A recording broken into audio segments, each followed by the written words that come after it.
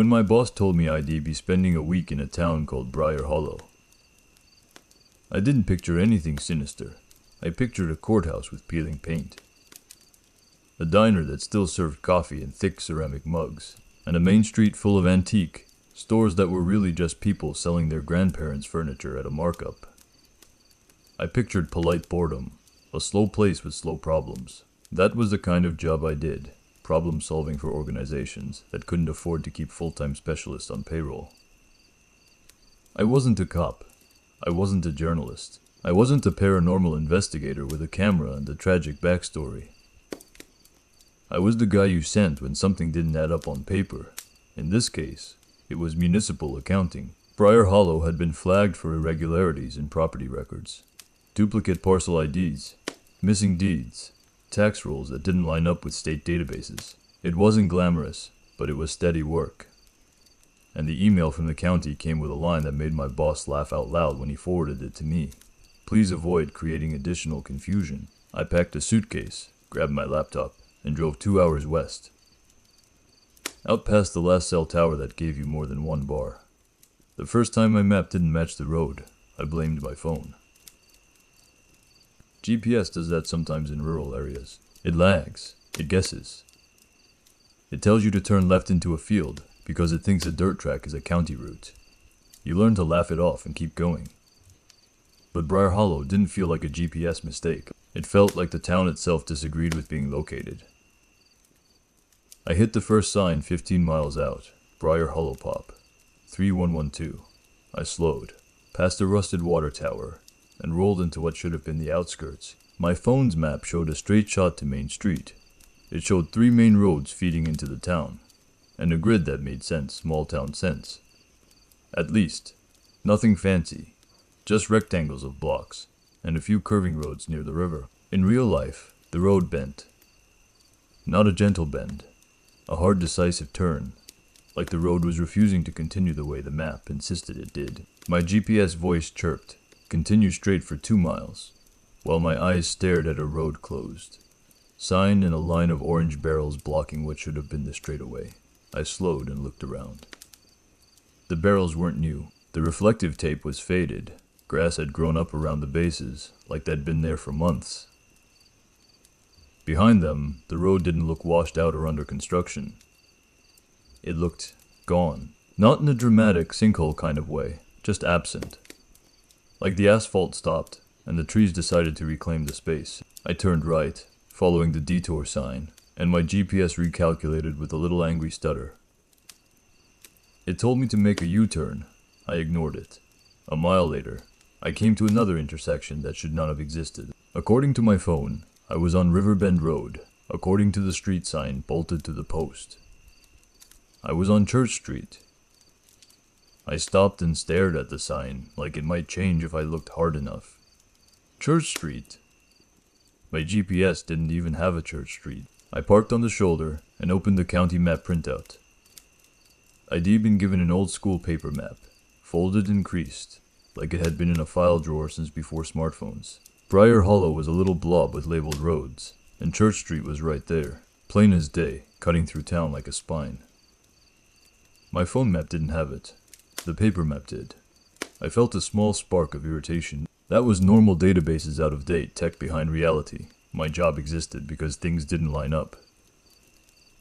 This was just another example. Then I noticed something else. The paper map had a street called Finch Avenue, running parallel to Main. It had a block of little squares labeled Finch Addition, like a neighborhood. My phone map had Finch Avenue too. But on the paper map, Finch Avenue ended at a dead end. On my phone map, Finch Avenue continued straight through the middle of town and connected to the highway on the far side. 2 different versions of the same street. I told myself it was a printing error. Then I drove into town and saw Finch Avenue with my own eyes. It ended at a dead end. A clean, deliberate dead end with a chain link fence and a sign that read, "No through traffic city maintenance beyond the fence," was a stretch of cracked asphalt disappearing into weeds. Past that, trees, no highway, no connection, nothing. My GPS insisted, in its cheerful automated tone, that I could keep going. It even showed a little blue line continuing past the fence, as if the fence didn't exist. I sat in my car staring at the dead end until my hands started to sweat on the steering wheel. That was when I noticed the other cars didn't even glance at the fence. They turned around like it was ordinary. Like it had always been there, like it wasn't worth thinking about. I forced myself to keep moving. The motel was called the Briar Hollow Inn, which was generous. It was 2 stories of beige stucco with a flickering neon sign and curtains that looked permanently stained by cigarette smoke.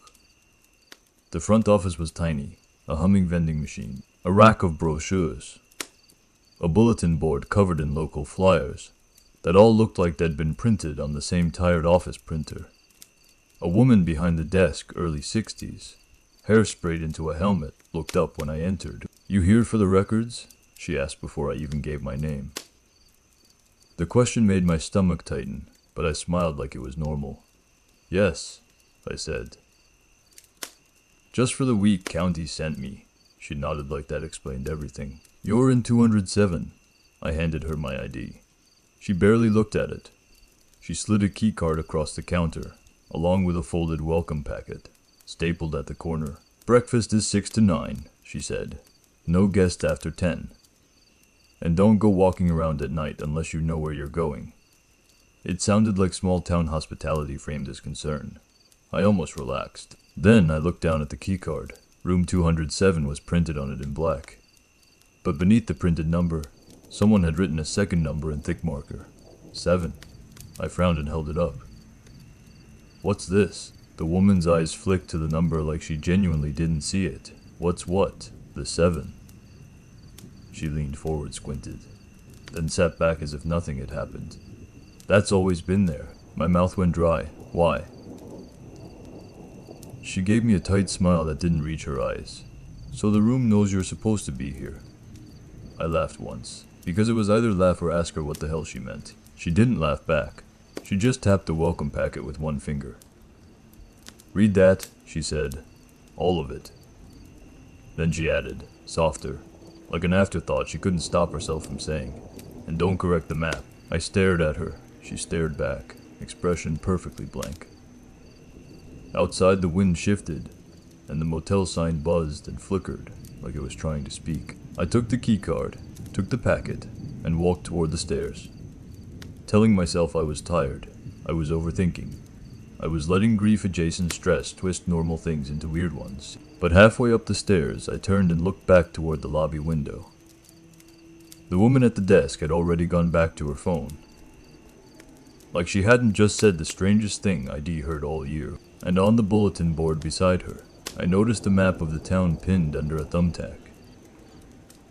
Someone had taken a black marker and scratched out an entire street, right through the center, like it wasn't allowed to exist.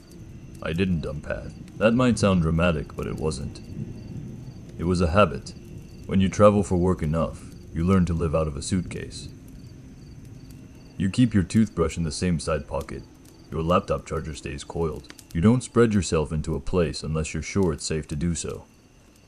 And standing in room 207 of the Briar Hollow Inn, staring at the number 7 scrawled onto my keycard, like a warning label, I didn't feel safe. The room was exactly what you'd expect. Stiff bedspread, generic landscape painting.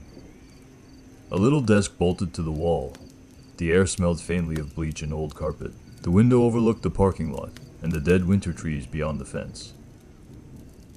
I locked the door, set my suitcase down, and opened the welcome packet. It was a stapled stack of printer paper with the motel logo at the top, and the same tone every place uses when they want to sound friendly, while telling you what you're not allowed to do.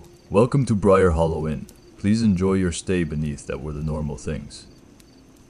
Checkout is 11 a.m. No smoking. No loud music after 10 p.m.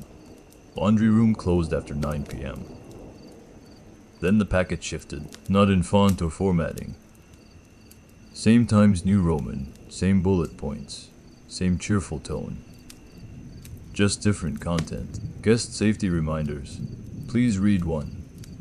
If you arrive after dark, and your room number is not written on your keycard, return to the front desk. Do not enter any room without a marked keycard. I stared at that line and glanced at my keycard on the bed. 7. My mouth went dry. 2. If you hear someone knocking on your door after 9:17 p.m., do not answer. Do not ask who it is.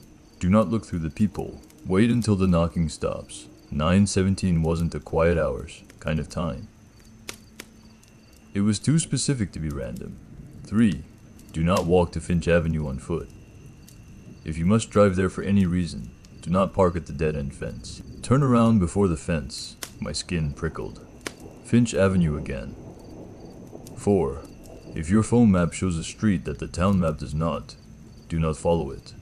If the town map shows a street that your phone map does not, do not ask about it. That one was almost funny because it sounded like the town knew exactly what ID noticed. I flipped a page, expecting maybe an explanation. That this is an ongoing construction project type of thing. Instead, it got worse. 5. You take a photo and it contains a building you do not remember seeing. Delete the photo immediately. Then empty your recently deleted folder. My fingers tightened around the paper. I hadn't taken any photos yet, but my mind flashed to the map in the lobby with a street scratched out. A building you do not remember seeing. 6. If the lobby clerk tells you not to correct the map, do not ask what she means. She is not allowed to answer. I felt a cold wash of irritation, because now it wasn't just weird. Now it was personal. Written like someone had watched me check in and then updated the packet accordingly. I turned to the last page. It was titled, "In case of town emergency." There was a paragraph of standard language about severe weather and power outages. Then it listed an emergency sound. 7. If you hear the town siren and it sounds quiet, that is not a malfunction. That means it is close. Go inside immediately. Lock the door. Turn off all lights. Sit on the floor away from windows until the sound stops. Quiet means close. My throat tightened. 8. If you hear your name called from outside while you are indoors, do not respond. Do not whisper. Do not text. Do not make any sound that acknowledges you heard it. There it was again, that word, acknowledge. ID heard it before in my uncle's letter, in a different life. A different story. The fact that the same concept existed here without any connection made it feel like a universal rule of the worst parts of the world. Or maybe it was just human fear using the same language to describe the same instinct. 9. If you forget something you wrote down, do not try to remember harder. Make a new note and keep moving. I read that twice, feeling my scalp tighten. 10. If you find a welcome packet that is not stapled, do not read it. Bring it to the front desk and ask for Donna. Donna, my stomach dipped. The manager at the storage facility had been Donna too. Different town, different life, just a name, a coincidence. Still, my skin crawled. I set the packet down on the desk, stared at it, and tried to do the normal thing, rationalize. Maybe Briar Hollow had a prank culture. Maybe it was a tourist gimmick. Maybe the motel owner's grandkid thought it was funny to mess with outsiders. Except the packet hadn't been funny. It had been practical. It had been written with the tone of someone tired of being ignored. I checked the time, 4:38 p.m. Plenty of daylight. I opened my suitcase, pulled out my laptop, and logged into the county database so I could do what I came here to do. Property records, parcel IDs, tax rolls. Normal problems with normal solutions. The screen loaded, and for 10 minutes it was blissfully mundane. Addresses. Names, numbers. The kind of boring that keeps the world stable. Then I searched for Finch Avenue. According to the county file, Finch Avenue continued past the dead end. It connected to Highway 19. It had 3 commercial parcels and 1 municipal easement. According to reality, it ended at a fence. I zoomed in, pulled up the parcel map overlay, and stared at the shapes. There were properties listed beyond the fence. Real taxpayers, real payments, real paperwork. One of the parcels was labeled Finch Addition Block. See the same phrase from the paper map. I clicked it. Owner, Briar Hollow Municipal Trust Notes. Reassigned 2012. Do not duplicate. Do not duplicate. That phrase made my stomach clench because it sounded like something you'd put on a key or a box. I leaned back in the chair and rubbed my eyes hard enough to see sparks. Then my phone buzzed on the bed. A text from my boss. How's the town? Any issues checking in? I stared at the glowing screen like it was a test. Because of rule number 8, if you hear your name called from outside while you are indoors, do not respond. Do not text. This was a text, not a voice. Not outside. Still, my thumb hovered above the keyboard longer than normal. I typed. All good, weird road closures. Starting work now. I hit send. Nothing exploded. No siren, no knock. I exhaled slowly. My eyes drifted to the window. In the parking lot, a man was walking past my car. Middle-aged, wearing a dark jacket, hands in pockets, head down like he was cold. Normal. Then he stopped directly in front of my window and looked up.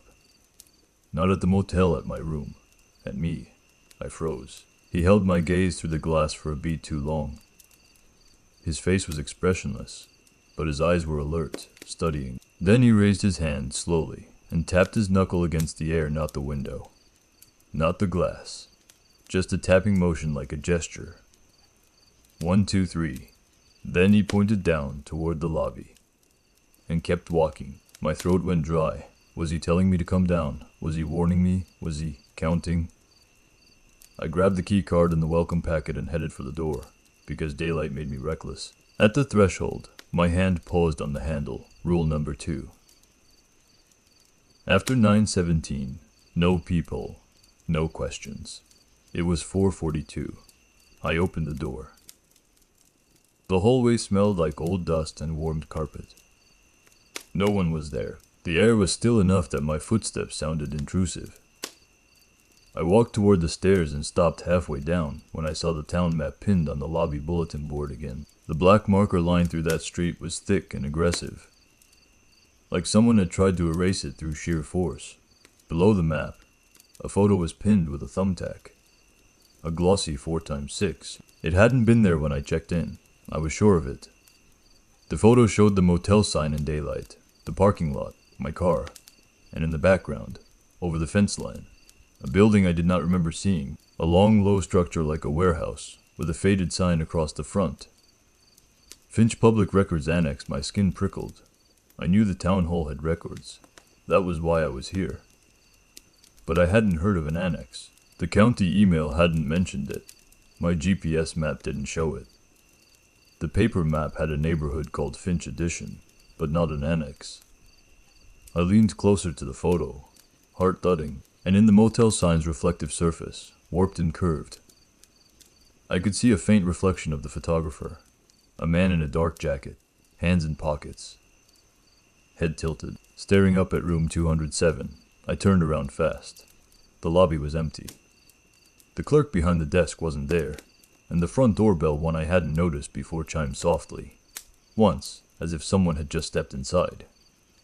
But no one had, not that I could see. The lobby felt wrong when it was empty, not haunted, not dramatic, just incomplete. Like walking into a room where a conversation stopped mid-sentence, and everyone forgot to finish it. I stood there with a welcome packet in my hand, staring at the front desk. The clerk's chair was pushed in neatly. The computer monitor faced the wall as if it had been turned away on purpose. A little brass bell sat on the counter, polished by years of impatient fingers. I didn't ring it. Rule number 6 had been clear enough. She isn't allowed to answer. And rule number 10 had made my stomach tighten for reasons I couldn't quite justify. Ask for Donna. Instead, I turned back to the bulletin board. The photo was still pinned there, glossy and fresh. I leaned closer and tried to see the annex sign again, to confirm I wasn't misreading it. Finch Public Records Annex. It looked official, not like a joke, and I didn't remember it existing. My first thought was that ID simply missed it driving in, that the road closure and detour had routed me away from a part of town I hadn't seen, that the building was there, normal as any other municipal building, and my brain was doing that irritating thing where it turns a gap in knowledge into a mystery. But the welcome packet had specifically mentioned Finch Avenue, and it had specifically warned against following streets that didn't match the maps, which meant someone expected me to go looking. My stomach rolled with a mix of irritation and curiosity. The exact cocktail that gets people hurt. I took my phone out. Rule number 5. If you take a photo and it contains a building you do not remember seeing, delete it immediately. I didn't take a photo. I zoomed in on the one pinned to the board, filling my screen with the annex sign. Then I stopped, because the photo in my phone didn't match the photo on the board. On the board, the sign was faded blue with white lettering. On my screen, it was green, like new highway signage. Crisp. My thumb trembled. I lowered the phone and looked at the real photo again. Blue faded. I raised my phone, green. Crisp. A cold prickling spread across my arms. I turned my phone sideways. Tilted it, like changing the angle would change the pixels. It didn't. My phone showed a different version of the same thing, and my brain didn't know how to categorize that. I deleted the zoomed in image ID screenshot without remembering taking it. Then I opened my recently deleted folder. It was already empty. That should have reassured me it didn't. The bell on the desk chimed softly without being touched. I snapped my head up. The lobby door glass with a metal frame was still closed. No one had come in. No one had gone out. The bell chimed again. A tiny metallic note that felt like a tap on the inside of my skull. I backed away from the desk and turned toward the stairs. The impulse was sudden and animal. Get back to the room. Close the door. Put a wall between you and whatever is pretending to be normal. I was halfway up the stairs when someone spoke behind me. Don't go up there. The voice was male, low, tired. Not creepy. Not sing-song. Just firm. I stopped and looked down. A man stood at the base of the stairs, hands in his jacket pockets. Same dark jacket as the reflection in the photo. Same posture. Same quiet, watchful eyes. He looked like a person who'd spent a lifetime being cold and pretending it didn't matter. "You're the one in the picture," I said before I could stop myself. His eyes flicked toward the bulletin board. Then back to me. "Probably. Did you take that photo?" He shrugged barely. "Photos happen." That answer made my throat tighten. "What do you want?" I asked. He shifted his weight, still not moving his hands. "I want you to leave. I'm here for work," I said, and tried to inject irritation into my voice. "County sent me property records." His expression didn't change, but something like recognition passed through his eyes, quick and subtle. "Yeah," he said. "That's why you need to leave," I swallowed. "Who are you?" The man hesitated, then said, "Name's Lowell." He didn't offer a last name. Like names were expensive here. I forced myself to walk down the stairs slowly, keeping a safe distance. "You live here?" Lowell's eyes stayed on my face. "I work here. At the motel. Number." I held up the welcome packet. These rules. Is this some kind of joke?" Lowell's mouth twitched. Not quite a smile. If it was a joke, it'd be funnier. That landed like a confirmation. "What is Finch Public Records Annex?" I asked. Lowell's jaw tightened. "A place you don't need to go. But it's on the photo," I said. "It's not on my map.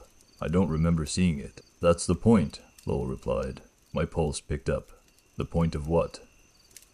Lowell's eyes drifted toward the front door, then back. "You're asking questions out loud in the lobby. Don't." The warning was calm, but it had teeth. I lowered my voice. "Fine. Tell me where I'm supposed to go then." "Town hall." Lowell nodded once. "Town hall during the day, ask for the clerk. Don't mention the annex. Don't mention Finch Edition. Don't ask why the map doesn't match." "You're literally telling me not to do the things I'm here to do," I said, frustration slipping through.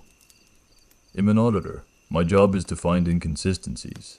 Lowell finally took one hand out of his pocket and rubbed the back of his neck. Like he was tired of this conversation and tired of the world. "Then find the kind you can fix." I stared at him. "What kind can't I fix?" Lowell's hand slid back into his pocket. "The ones that fix you." A chill ran down my spine. Before I could respond, the motel front door opened. The clerk came back in, carrying a cardboard box like she'd been out to her car. She didn't look at Lowell. She didn't look at me. She didn't even seem to register that there were two people standing in her lobby. She walked behind the desk and set the box down carefully.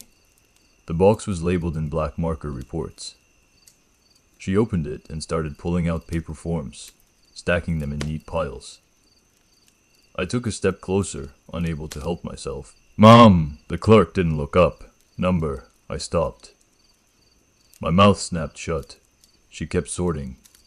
Lowell watched her like a man watching a storm line approach. One of the forms slid out of the box and fluttered onto the floor, face up.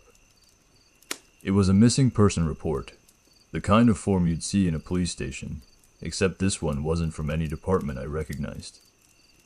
It had no official letterhead, no seal, just clean black text and blank fields. Missing person report internal use only. My stomach tightened. The clerk bent down and picked it up with 2 fingers, like it was dirty. She didn't put it back in the box. She set it aside. Lowell's eyes flicked to my face. A warning and silence don't. Of course I did.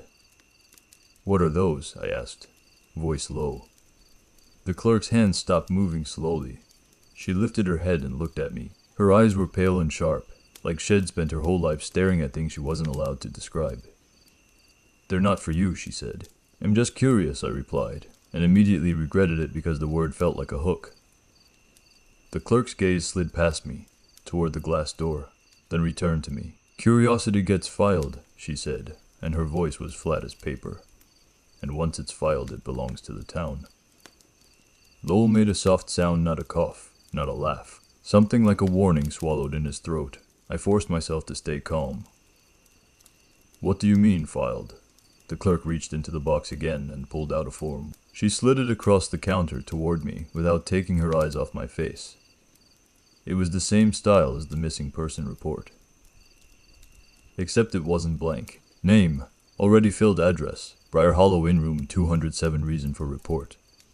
Unauthorized inquiry, my name was typed in. Perfectly. Not my shortened name. My full name. The one from my driver's license. My mouth went dry. "I didn't." Lowell's voice cut in sharply.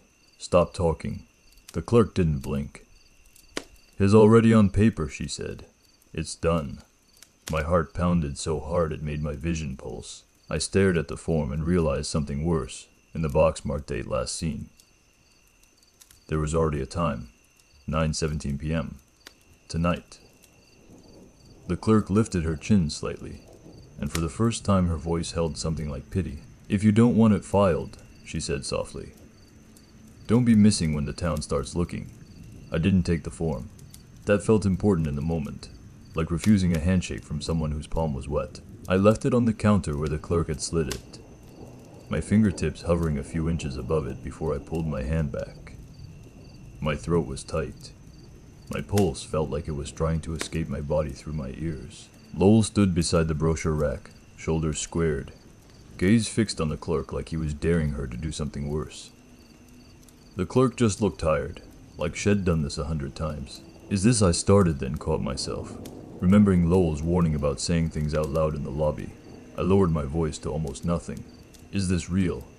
Lowell's eyes cut to me. "Go back to your room." "I'm not go," he repeated more forcefully. "Pack, leave town." "I can't," I whispered, and the fact it was true made me feel stupid and angry. "I'm here for work. County contract. I have files meetings." Lowell leaned closer, his voice low enough that the clerk shouldn't have been able to hear it, except I had the distinct feeling sound worked differently in this lobby. "You don't understand what you stepped into," he said. "The town doesn't want you fixing anything. It wants you signing off on it." "Signing off on what?" Lowell's jaw tightened. I stared at him, and the word from the welcome packet flashed in my mind again. Acknowledge. I swallowed hard. "You know about the rules." Lowell's expression didn't change, but his eyes flicked to the welcome packet in my hand, like it weighed too much. "Yeah," he said.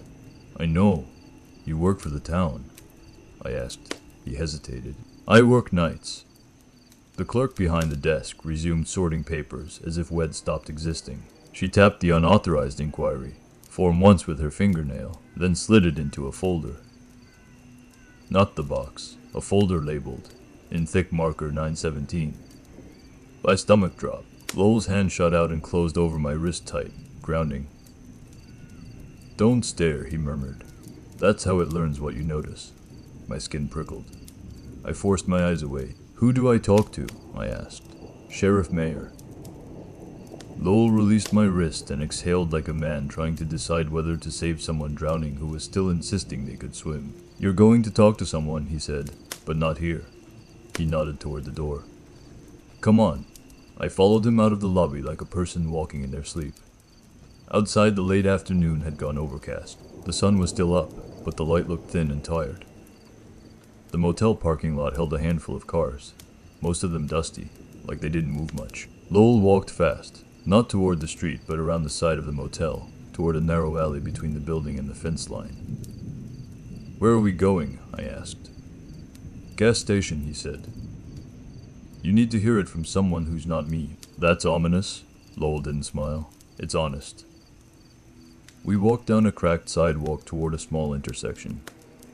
Briar Hollow looked like a postcard that had been left out in the rain. A diner with a flickering sign, a pharmacy with barred windows, a church steeple that leaned slightly, as if the town was tired of standing upright. There were people. They moved in slow, purposeful ways. A woman carried groceries without looking up. A man swept a porch that was already clean. Everyone avoided eye contact like it was contagious.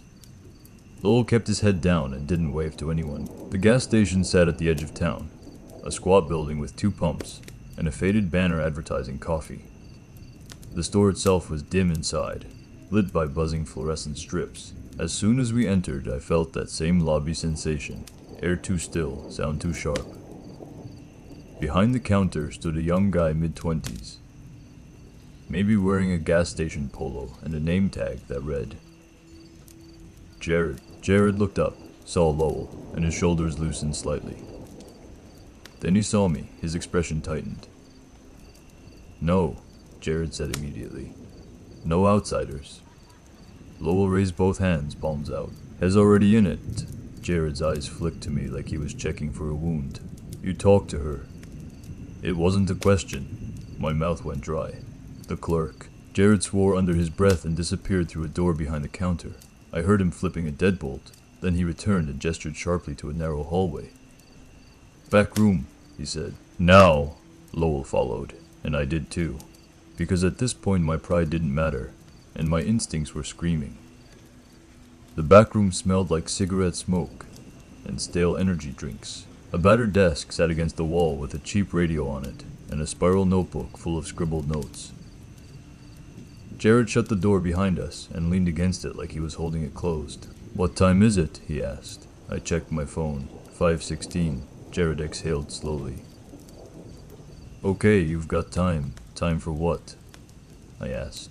Jared's eyes flicked to Lowell. You tell him or I will? Lowell's jaw worked. He saw the form. Jared nodded once, grim. Then heads on the list. My stomach twisted. What list? Jared ran a hand through his hair, agitated. You know how towns have unwritten rules, like don't speed past the school, don't mess with the old cemetery, don't talk about the family everyone knows is related to each other, stuff like that. I nodded cautiously. This town has written rules, Jared said, and it writes people into them. I stared at him. That doesn't make sense. Jared barked a laugh that held no humor. Yeah, welcome to Briar Hollow. Lowell's voice was quieter. He needs to know about the shift. The what? I asked. Jared's eyes went to the small radio on the desk. We call it shift change, daytime town and night town. People think it's just closing hours, but it's not. The town swaps gears, and what happens at 9:17? I whispered. Jared's face tightened. That's when closing time starts. The welcome packets rule about knocking after 9:17. Don't answer. Don't look through the peephole flashed bright in my mind. What happens if you're outside? I asked.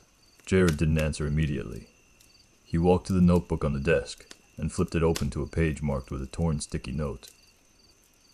The page was full of times and short phrases, like a log. 9:17.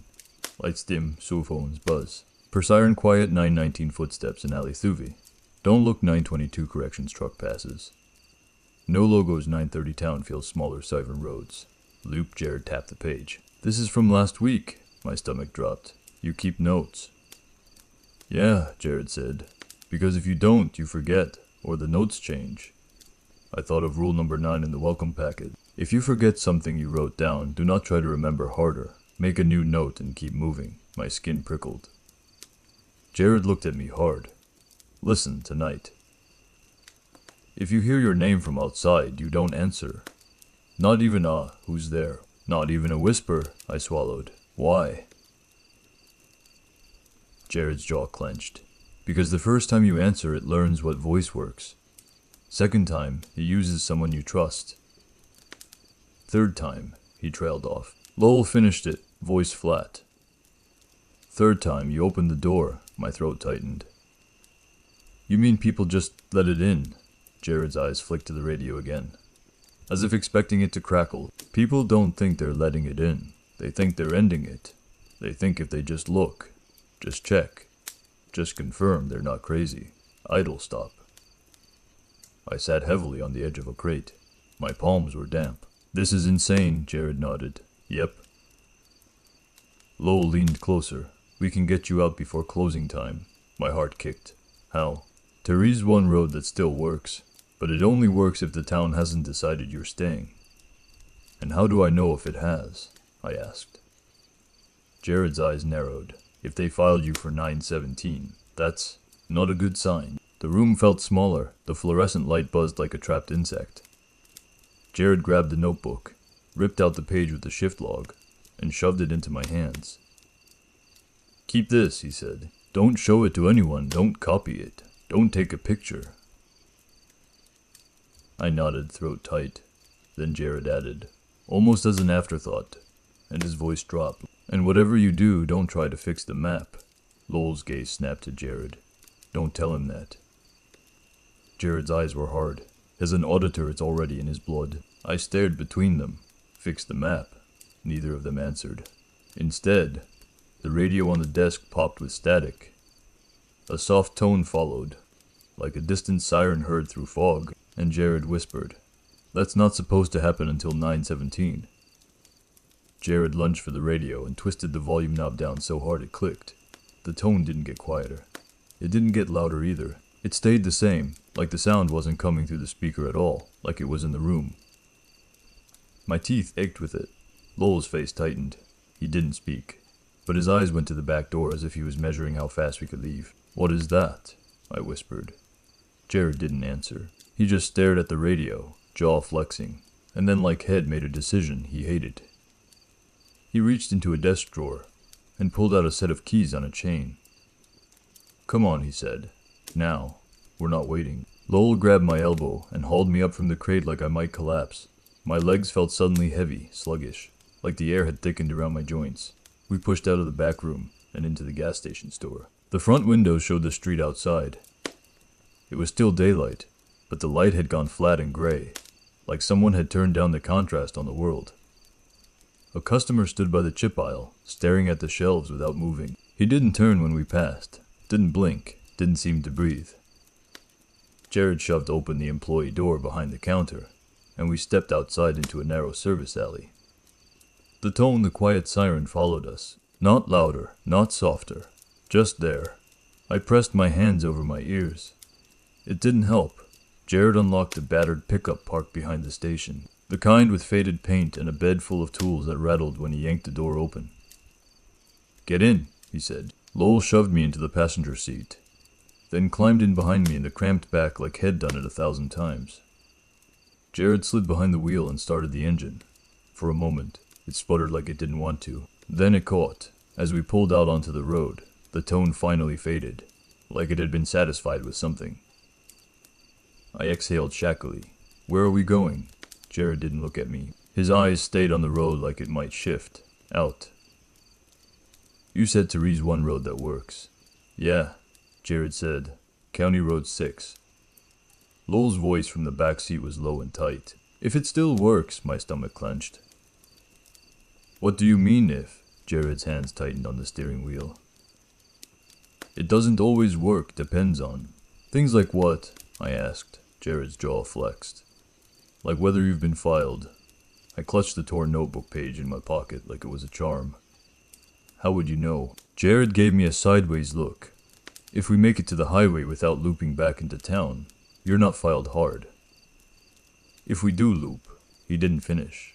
Lowell did. Then it already considers you part of the inventory. The word inventory made my skin crawl. Paperwork filing. Lists. Like people were items. We drove past the diner, past the pharmacy, past the leaning church. The town looked normal if you squinted hard enough, but I couldn't stop noticing the small things. Curtains all drawn on the same side, mailboxes with no names, street signs that looked newly replaced on old posts. A boy on a bicycle pedaled along the sidewalk without making eye contact. As we passed, he lifted one hand and made a small, slow gesture, drawing an invisible line across his throat. My blood ran cold. Jared's voice tightened. "Don't look at people too long." I didn't, I started. Lowell's hand clamped down on the back of my seat, his right. "Just look ahead." I forced my eyes forward. County Road 6 was marked by a simple green sign near the edge of town. Jared turned onto it without slowing, like hesitation could get us trapped. The road narrowed quickly, trees pressed close. The pavement cracked at the edges where weeds pushed through. For the first mile, everything felt ordinary. I watched the town recede in the side mirror, a cluster of buildings shrinking into a gray smudge. My chest loosened slightly. "Okay," I whispered. "Okay, this is fine. We're leaving." Jared didn't answer.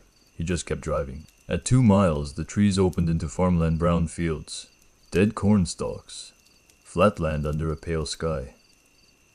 I felt a rush of relief so intense, it almost made me laugh. Then I saw it ahead, on the right shoulder, was my car. My own sedan, parked at a slight angle, engine off. Same scratches on the bumper, same dent near the wheel well. Same county parking sticker on the windshield from my last job. My stomach dropped so hard I tasted bile. That's I started. Lowell said it first. Voice flat with dread. "Number." Jared slammed the brakes so hard the seatbelt bit into my chest. The pickup skidded slightly on gravel before stopping. My hands shook. I stared at my parked car like it was a corpse. "That's impossible," I whispered. Jared's breathing was shallow. "Don't move." Lowell leaned forward between the seats. "Keep your eyes on the road, not the car." "It's my car," I hissed. "How is that my car?" Jared didn't answer. His eyes flicked to the rearview mirror, then to the fields, scanning like a man expecting something to step out of the corn. The sedan's driver's side door was open. I hadn't seen that at first. The door hung there, slightly ajar, like someone had gotten out in a hurry. My pulse hammered. My mouth went dry. Something moved inside my car. Not a shadow. Not light shifting. A shape leaned forward from the driver's seat. I saw a hand on the steering wheel. Then I saw a face. My face. Not perfectly, not like a mirror, but close enough that my brain rejected it on reflex. Like a bad deepfake caught mid-render. It looked out through the windshield and smiled. Lowell swore under his breath. Jared's hand went to the gear shift. "We're not stopping." "We already did," I whispered. Jared's eyes stayed locked on the sedan. "We're not getting out." The thing in my car raised one hand. It waved. Not frantic, not pleading friendly. Like it was greeting an acquaintance. And then, in the back seat, Lowell sucked in a sharp breath and whispered. "Don't answer." I realized I delifted my own hand halfway without thinking. I slammed it down onto my thigh so hard it stung. Jared jammed the truck into drive and hit the gas. We shot forward, passing the sedan. As we passed, the thing in the driver's seat turned its head to follow us, smile widening slightly as if amused by our panic. The quiet siren tone returned, faint but present, and my stomach clenched. We cleared the sedan and kept going. I twisted in my seat to look back against every instinct, but Lowell's hand grabbed my shoulder and yanked me forward. "No," he said harsh. "If you look back, you'll remember it better. That's what it wants." "That was me," I whispered. "That was my face." Jared's voice was tight, clipped.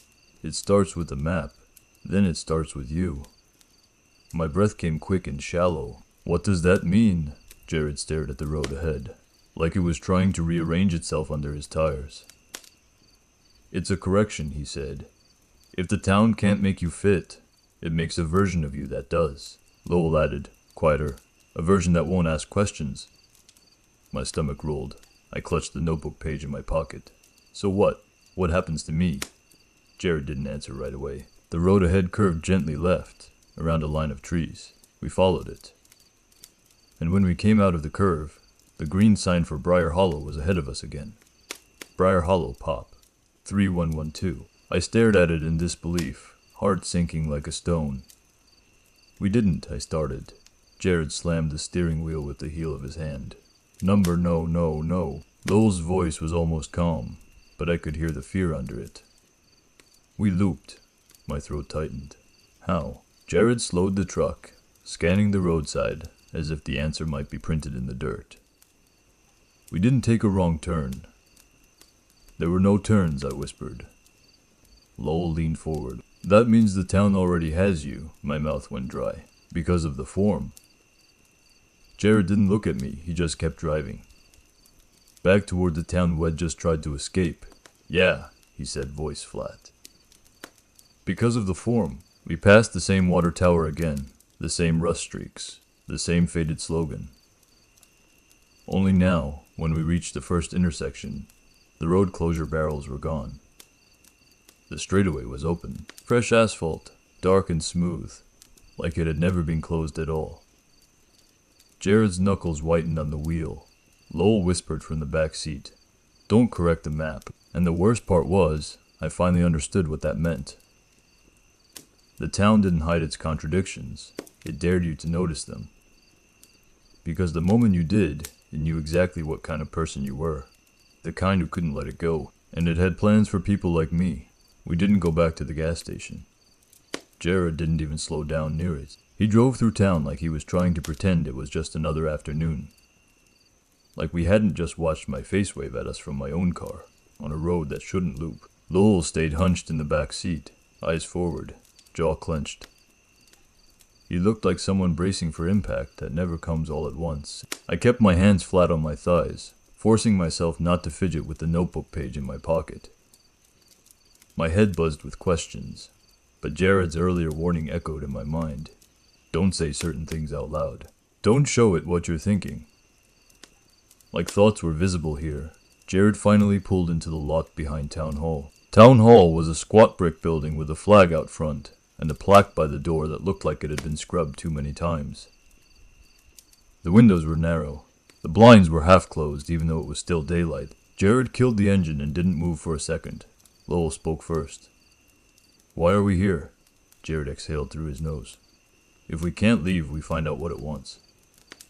My stomach tightened. "And you think the answer is in Town Hall?" Jared gave me a hard look.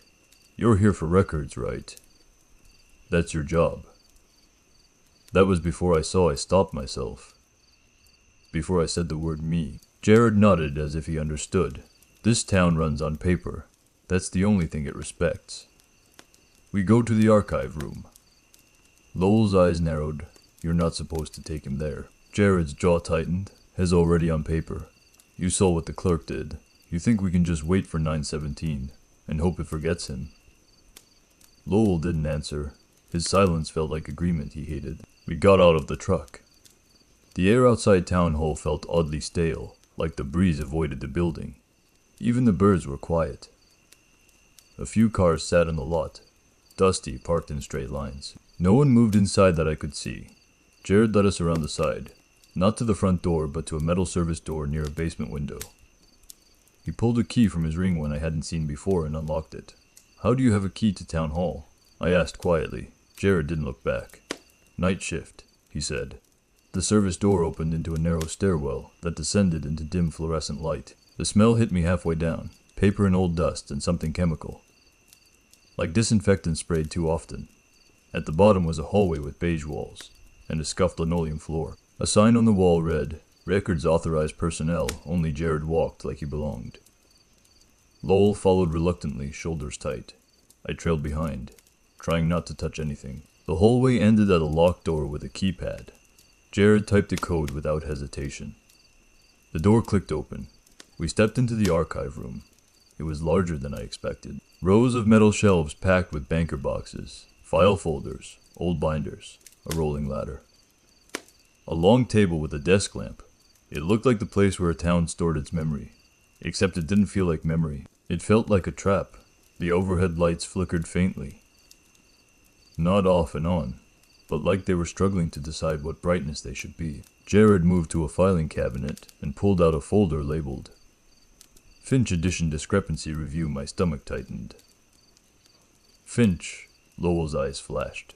Don't. I'm not, I swallowed, lowered my voice. I'm not asking. I'm just saying it's here. Jared slid the folder onto the table and opened it. Inside were maps, old ones, new ones, photocopies with notes in the margins, pages stapled together with paper clips that had rusted into place. Every map showed Briar Hollow slightly differently. Not dramatically, no fantasy landmarks, no impossible rivers. But small differences that made my head ache. A street shifted a block. A bridge existed on one map and was gone on the next. A neighborhood appeared, then vanished, then reappeared under a different name, and Finch Avenue.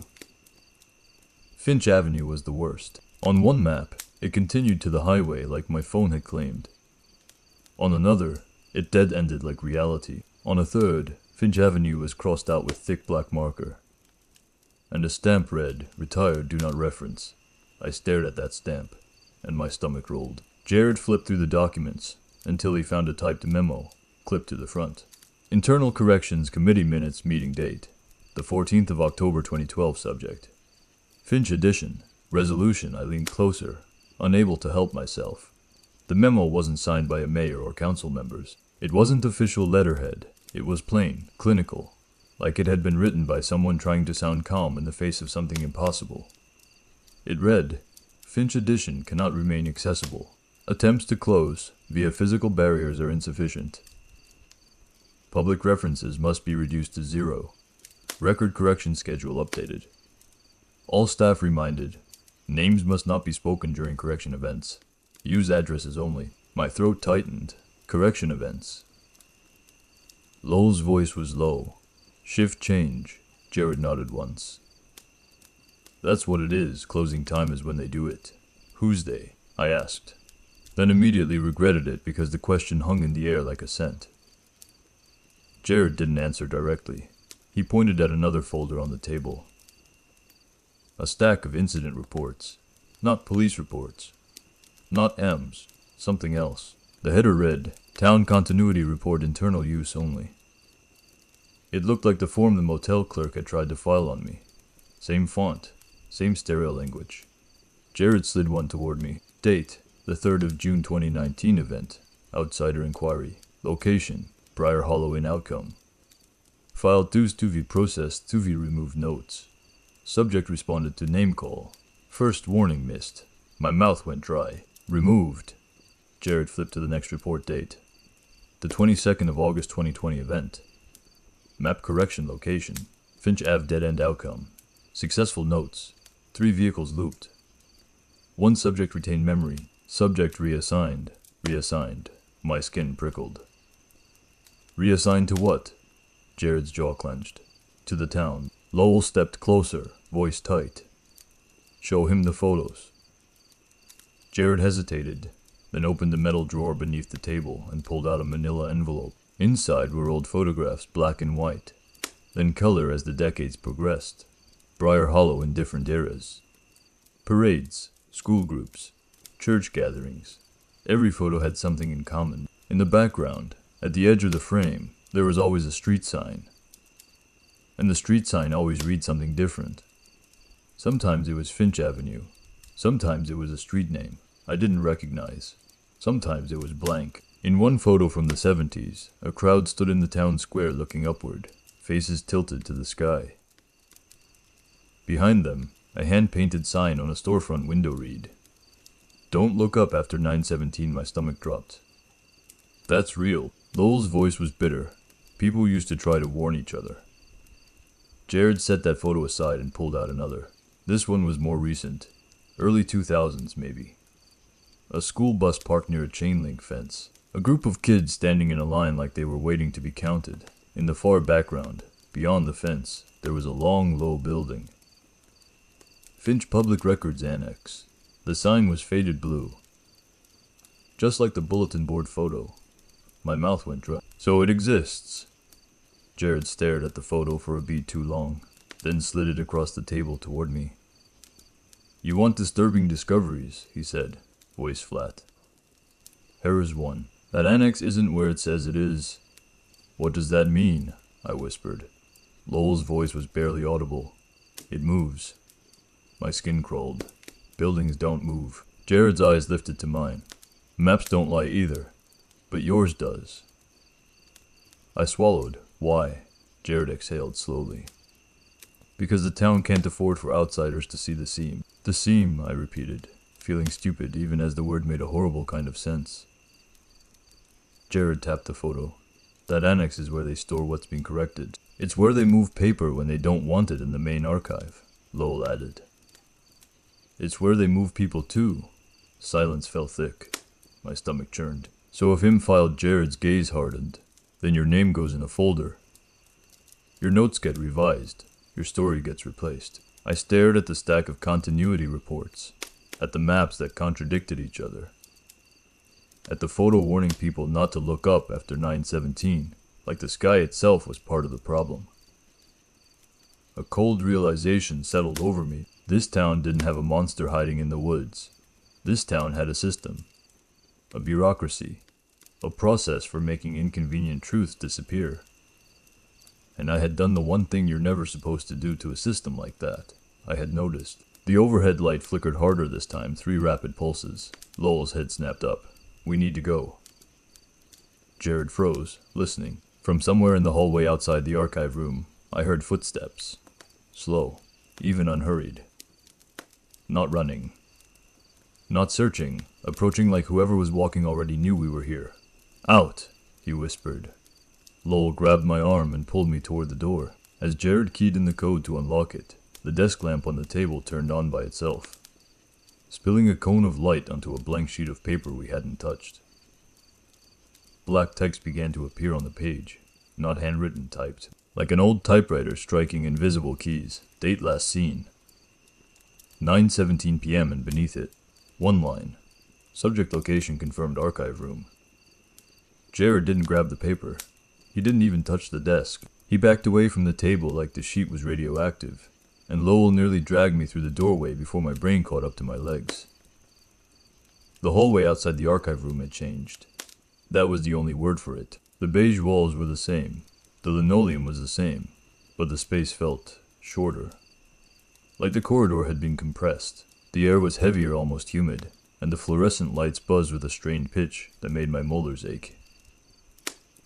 The footsteps were closer now, not sprinting, not urgent, just steady, deliberate steps moving toward us from around the bend.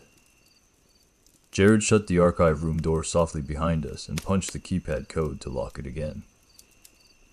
His fingers moved too fast, shaking. Lowell leaned toward him, voice tight.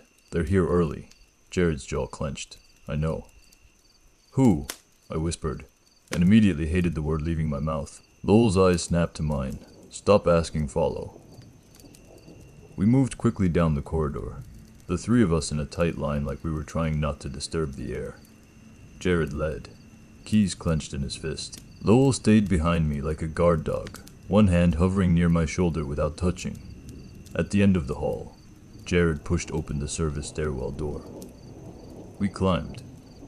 Each step echoed too long. When we reached the ground floor, Jared stopped at the top of the stairs and listened. I held my breath. From below, faint but unmistakable, came the murmur of voices. Not the motel clerk's flat voice, not the quiet siren tone, real voices, men talking, a door opening and closing. Then a sound like a chair scraping across tile. Lowell leaned in, whispering. That's not normal. Jared's face was tight. Number, that's authority. Authority, the word made my stomach drop, because authority meant paperwork, and paperwork meant the town had channels for what was happening. Jared cracked the stairwell door open, just enough to see. He froze. Lowell stepped up behind him and peered through the gap. His shoulders went rigid. I pushed closer despite myself, and for a second I saw the lobby of Town Hall through the cracked sunlight through the front windows, the flag in the corner, the front desk, and 2 uniformed deputies. They weren't county sheriff's deputies. Their uniforms were similar but wrong in small ways. Patches with the symbol I didn't recognize. Badges that looked slightly too new, like props fresh off a mold. Between them stood a man in a sheriff's hat. He was tall, broad-shouldered. hair gray at the temples. He moved with calm confidence, not rushed, not frantic, like he belonged to the building, like he belonged to the town, like he had been expecting us. Jared pulled the door shut silently and backed away. Lowell's voice was barely audible. "We can't go out the front. We can't stay here," Jared hissed. My heart hammered. "Who is that?" Lowell's eyes flashed with irritation. "Sheriff. Briar Hollow has a sheriff." Jared looked at me like ID asked whether the sky was blue. "Briar Hollow has whatever it needs." Before I could respond, the stairwell door handle below us rattled once.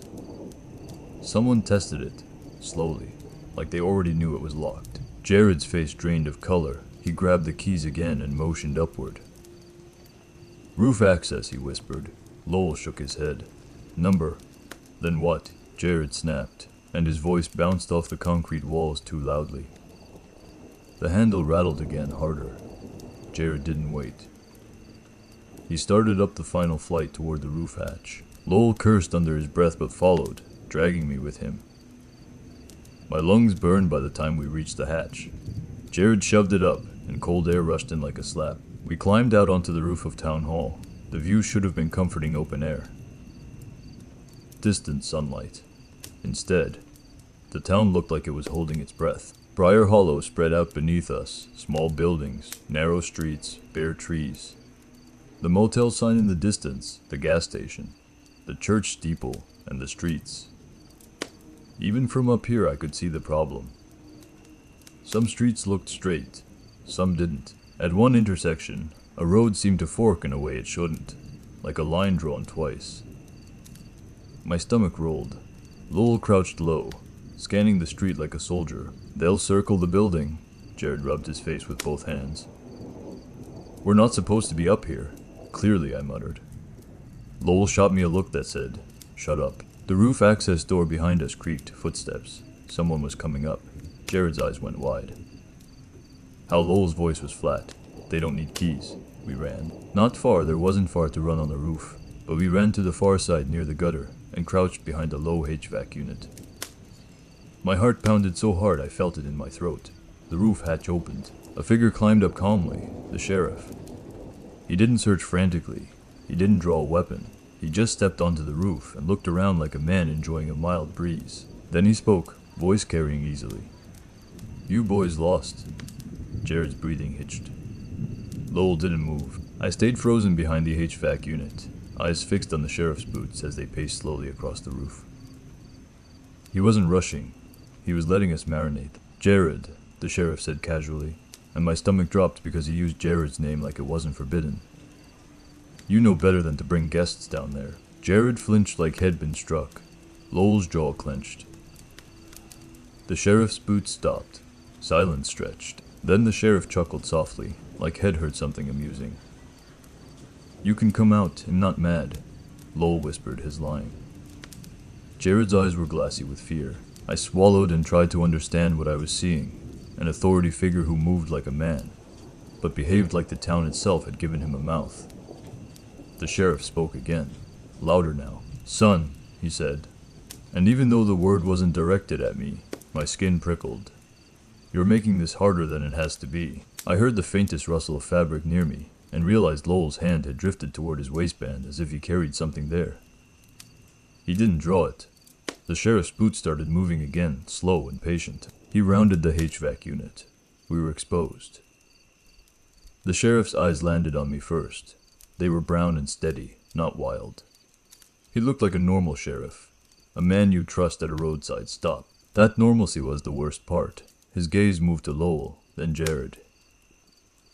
And when he spoke, he did something that made my stomach drop through the roof. He didn't use my name. He didn't use Lowell's name. He didn't use Jared's name again. He used numbers. 207, he said, looking at me. "You checked into the motel. That was polite." His eyes shifted to Jared. "Gas station employee." Then to Lowell, "Night worker." He smiled slightly, like he'd solved a puzzle. "I don't use names," he said calmly. "Names get sticky. Names make things personal." My throat tightened. I couldn't stop myself. "You just said Jared." The sheriff's smile widened a fraction. Yes, he said, I did. Jared's face went pale. Lowell's eyes narrowed like he understood something I didn't.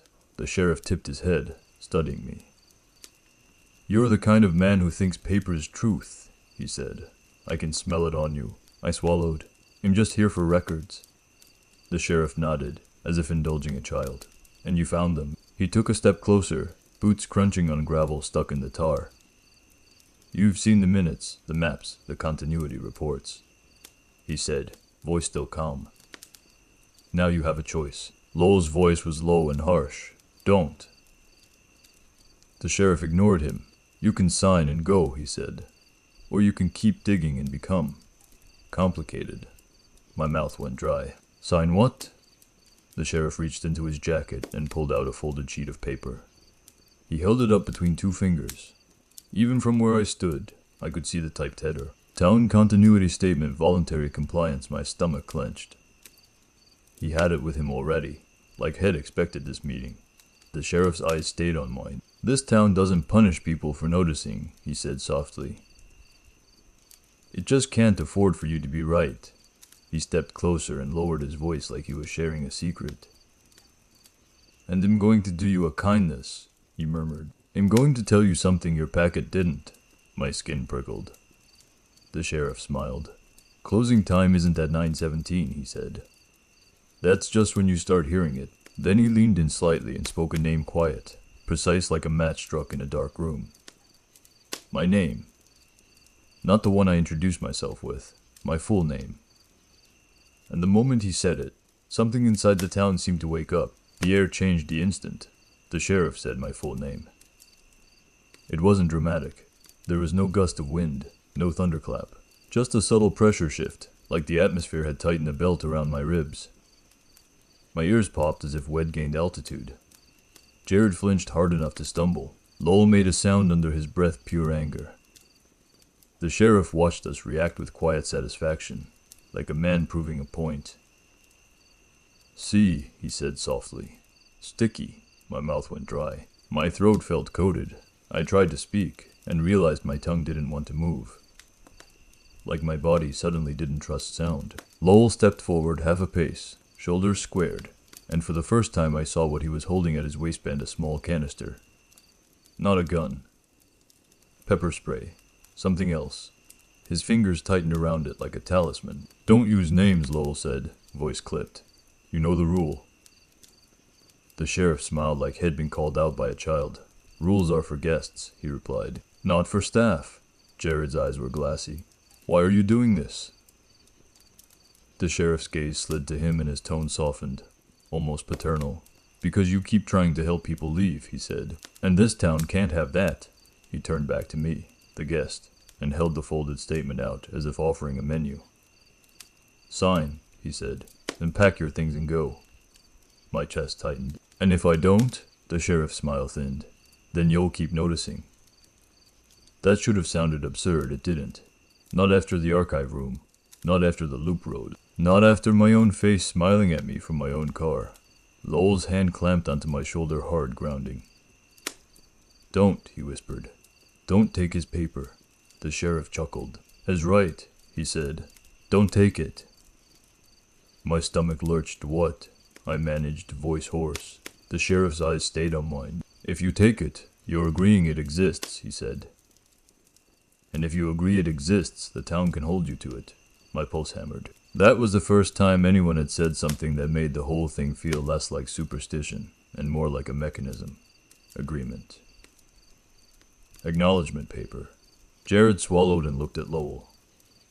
We can't stay on the roof. Lowell's eyes flicked around the skyline. We're already late. Late for what? I asked. Lowell didn't answer.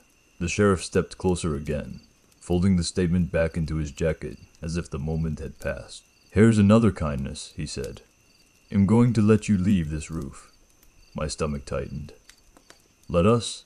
The sheriff's smile widened. If you're smart, you'll go back to your room and stay there until morning. Lowell's jaw clenched. Number. The sheriff looked mildly amused. No. Lowell's voice was low and furious. You already filed him. That clerk put a time on him. You think hiding in a motel room will stop anything? The sheriff's eyes darkened slightly. That's above your pay grade, he said. Then he turned away from us, walked back toward the roof hatch, and climbed down without urgency like the conversation was over whether we liked it or not. The hatch clanged shut behind him.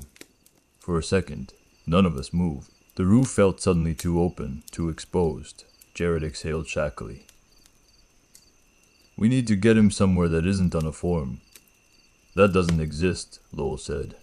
It has to, Jared snapped. Or what are we even doing? Lowell stared out over the town, eyes narrowed like he could see seams and stitches in the street layout. There is one place, he said finally. Jared's head snapped toward him. Number Lowell ignored him and looked at me. You want disturbing discoveries? He asked. You want the real reason your map doesn't match? My mouth went dry. Yes. Lowell's expression tightened. Then you need to see what they removed. We climbed down from Town Hall using a maintenance ladder on the far side of the building, out of view of the front steps. Jared led us through alleys and back sidewalks, moving with the confident urgency of someone who knew where cameras were without looking for them. We didn't speak names. We didn't speak much at all. The town was busier now, late afternoon edging toward evening. People moved like they were finishing routines before a deadline. Grocery bags, closing signs, curtains drawn. Every time someone glanced at us, it felt less like curiosity and more like counting. Lowell led us toward Finch Avenue. My stomach clenched as soon as I recognized it. The dead-end fence, the cracked asphalt beyond, the sign, City Maintenance. Jared slowed, voice tight. We're not supposed to go there. Lowell didn't look back. We're not supposed to do a lot of things. We reached the fence. Up close, it was more aggressive than it had seemed yesterday. New zip ties reinforcing the chain links. A padlock on the gate latch, heavy and dark, like it belonged on an industrial door. A small camera mounted on the fence post, lens pointed directly at the dead end. Lowell pulled a pair of wire cutters from his jacket pocket, like he'd been carrying them for this exact moment. He didn't cut the lock. He cut the zip ties at the bottom corner of the fence, creating a gap just wide enough for a person to squeeze through. Jared hissed, Lowell. Lowell ignored him and gestured for me to go first. My throat tightened. What's on the other side? Lowell's eyes stayed on mine. A street that's not allowed. My stomach churned. I crouched and squeezed through the gap, metal scraping my coat. On the other side, the air felt different immediately. Not colder, but quieter. Like sound didn't travel as well. Like the world here had been padded. Jared came through next, then Lowell, who quickly rethreaded 2 zip ties to make the fence look intact again. A cheap disguise. It worked because nobody was supposed to look too closely. We walked down the cracked asphalt beyond the fence. The road narrowed, weeds pushing through. Trees leaned in. The town behind us felt distant, muffled by a curtain. Then we reached a point where the cracked asphalt turned smooth. New pavement, clean lines. Like the road had been maintained in secret. A street sign stood at the corner. The metal post was new. The sign was new, but the name on it was blank. Just reflective white with no letters, like the town couldn't decide what to call it anymore. Lowell walked past it without slowing. Jared whispered, "This is a bad idea." Lowell's voice was low. "It's the only idea." We followed the road as it curved gently between trees. And then, like stepping out of a tunnel, we entered a neighborhood that should not exist. Houses. Not abandoned ruins, not burned out shells. Real houses, porches, curtains, mailboxes. Children's toys left in yards, but no people, no cars in driveways, no trash cans out. Everything looked paused, like the moment after someone leaves a room before the air settles. My chest tightened. "This is Finch Edition." Lowell's eyes flicked to me sharply. "Don't say it." I swallowed hard and shut my mouth. We walked deeper. The houses became more unsettling the longer I looked. Some had family photos still visible through windows frames on walls, faces blurred by glare. One had a Christmas wreath still hanging on the door, brittle and gray, as if it had been there for years. And then I saw something that made my stomach flip. A house between 2 houses that were identical in shape and color, like a row of copy-paste suburban homes. The middle house's porch light was on. In daylight, the door was slightly ajar. Lowell stopped in front of it. "This is the one," he whispered. Jared's face went pale. "Number." Lowell didn't look at him. He looked at me. "This house isn't on any street," he said. "It doesn't have an address. It doesn't have a name." My throat tightened. "So what is it?" Lowell's voice was barely audible. "It's where they put the leftovers." He nudged the door open with his foot. The hinges didn't squeal. Inside, the house smelled like dust and old cooking grease. Like someone had lived here recently, and then been erased mid-routine. Furniture sat neatly. A mug in the sink. A calendar on the wall frozen on March. We stepped into the living room. On the mantel was a framed family photo. Every face in the photo had been scratched out with something sharp. Every face. Except one. Mine. Not a perfect portrait, more like someone had circled my presence with violence. But it was unmistakably me, standing among strangers who had been erased. My knees went weak. Lowell's voice was low and grim. "Now you know what happens when the town reassigns you," Jared whispered, almost to himself. "It's already started." The house felt like a museum curated by someone who hated the exhibits. Every object looked placed deliberate, but not for comfort. For proof, for warning. For the kind of lesson you don't forget, because forgetting is what the town wants. My photo on the mantel made my skin crawl. It didn't make sense. I'd never been here. I didn't know these people. I didn't even know this neighborhood existed until 5 minutes ago. Yet there I was, in a frame, the only face left intact. My throat tightened, and I forced out a whisper. "How is that possible?"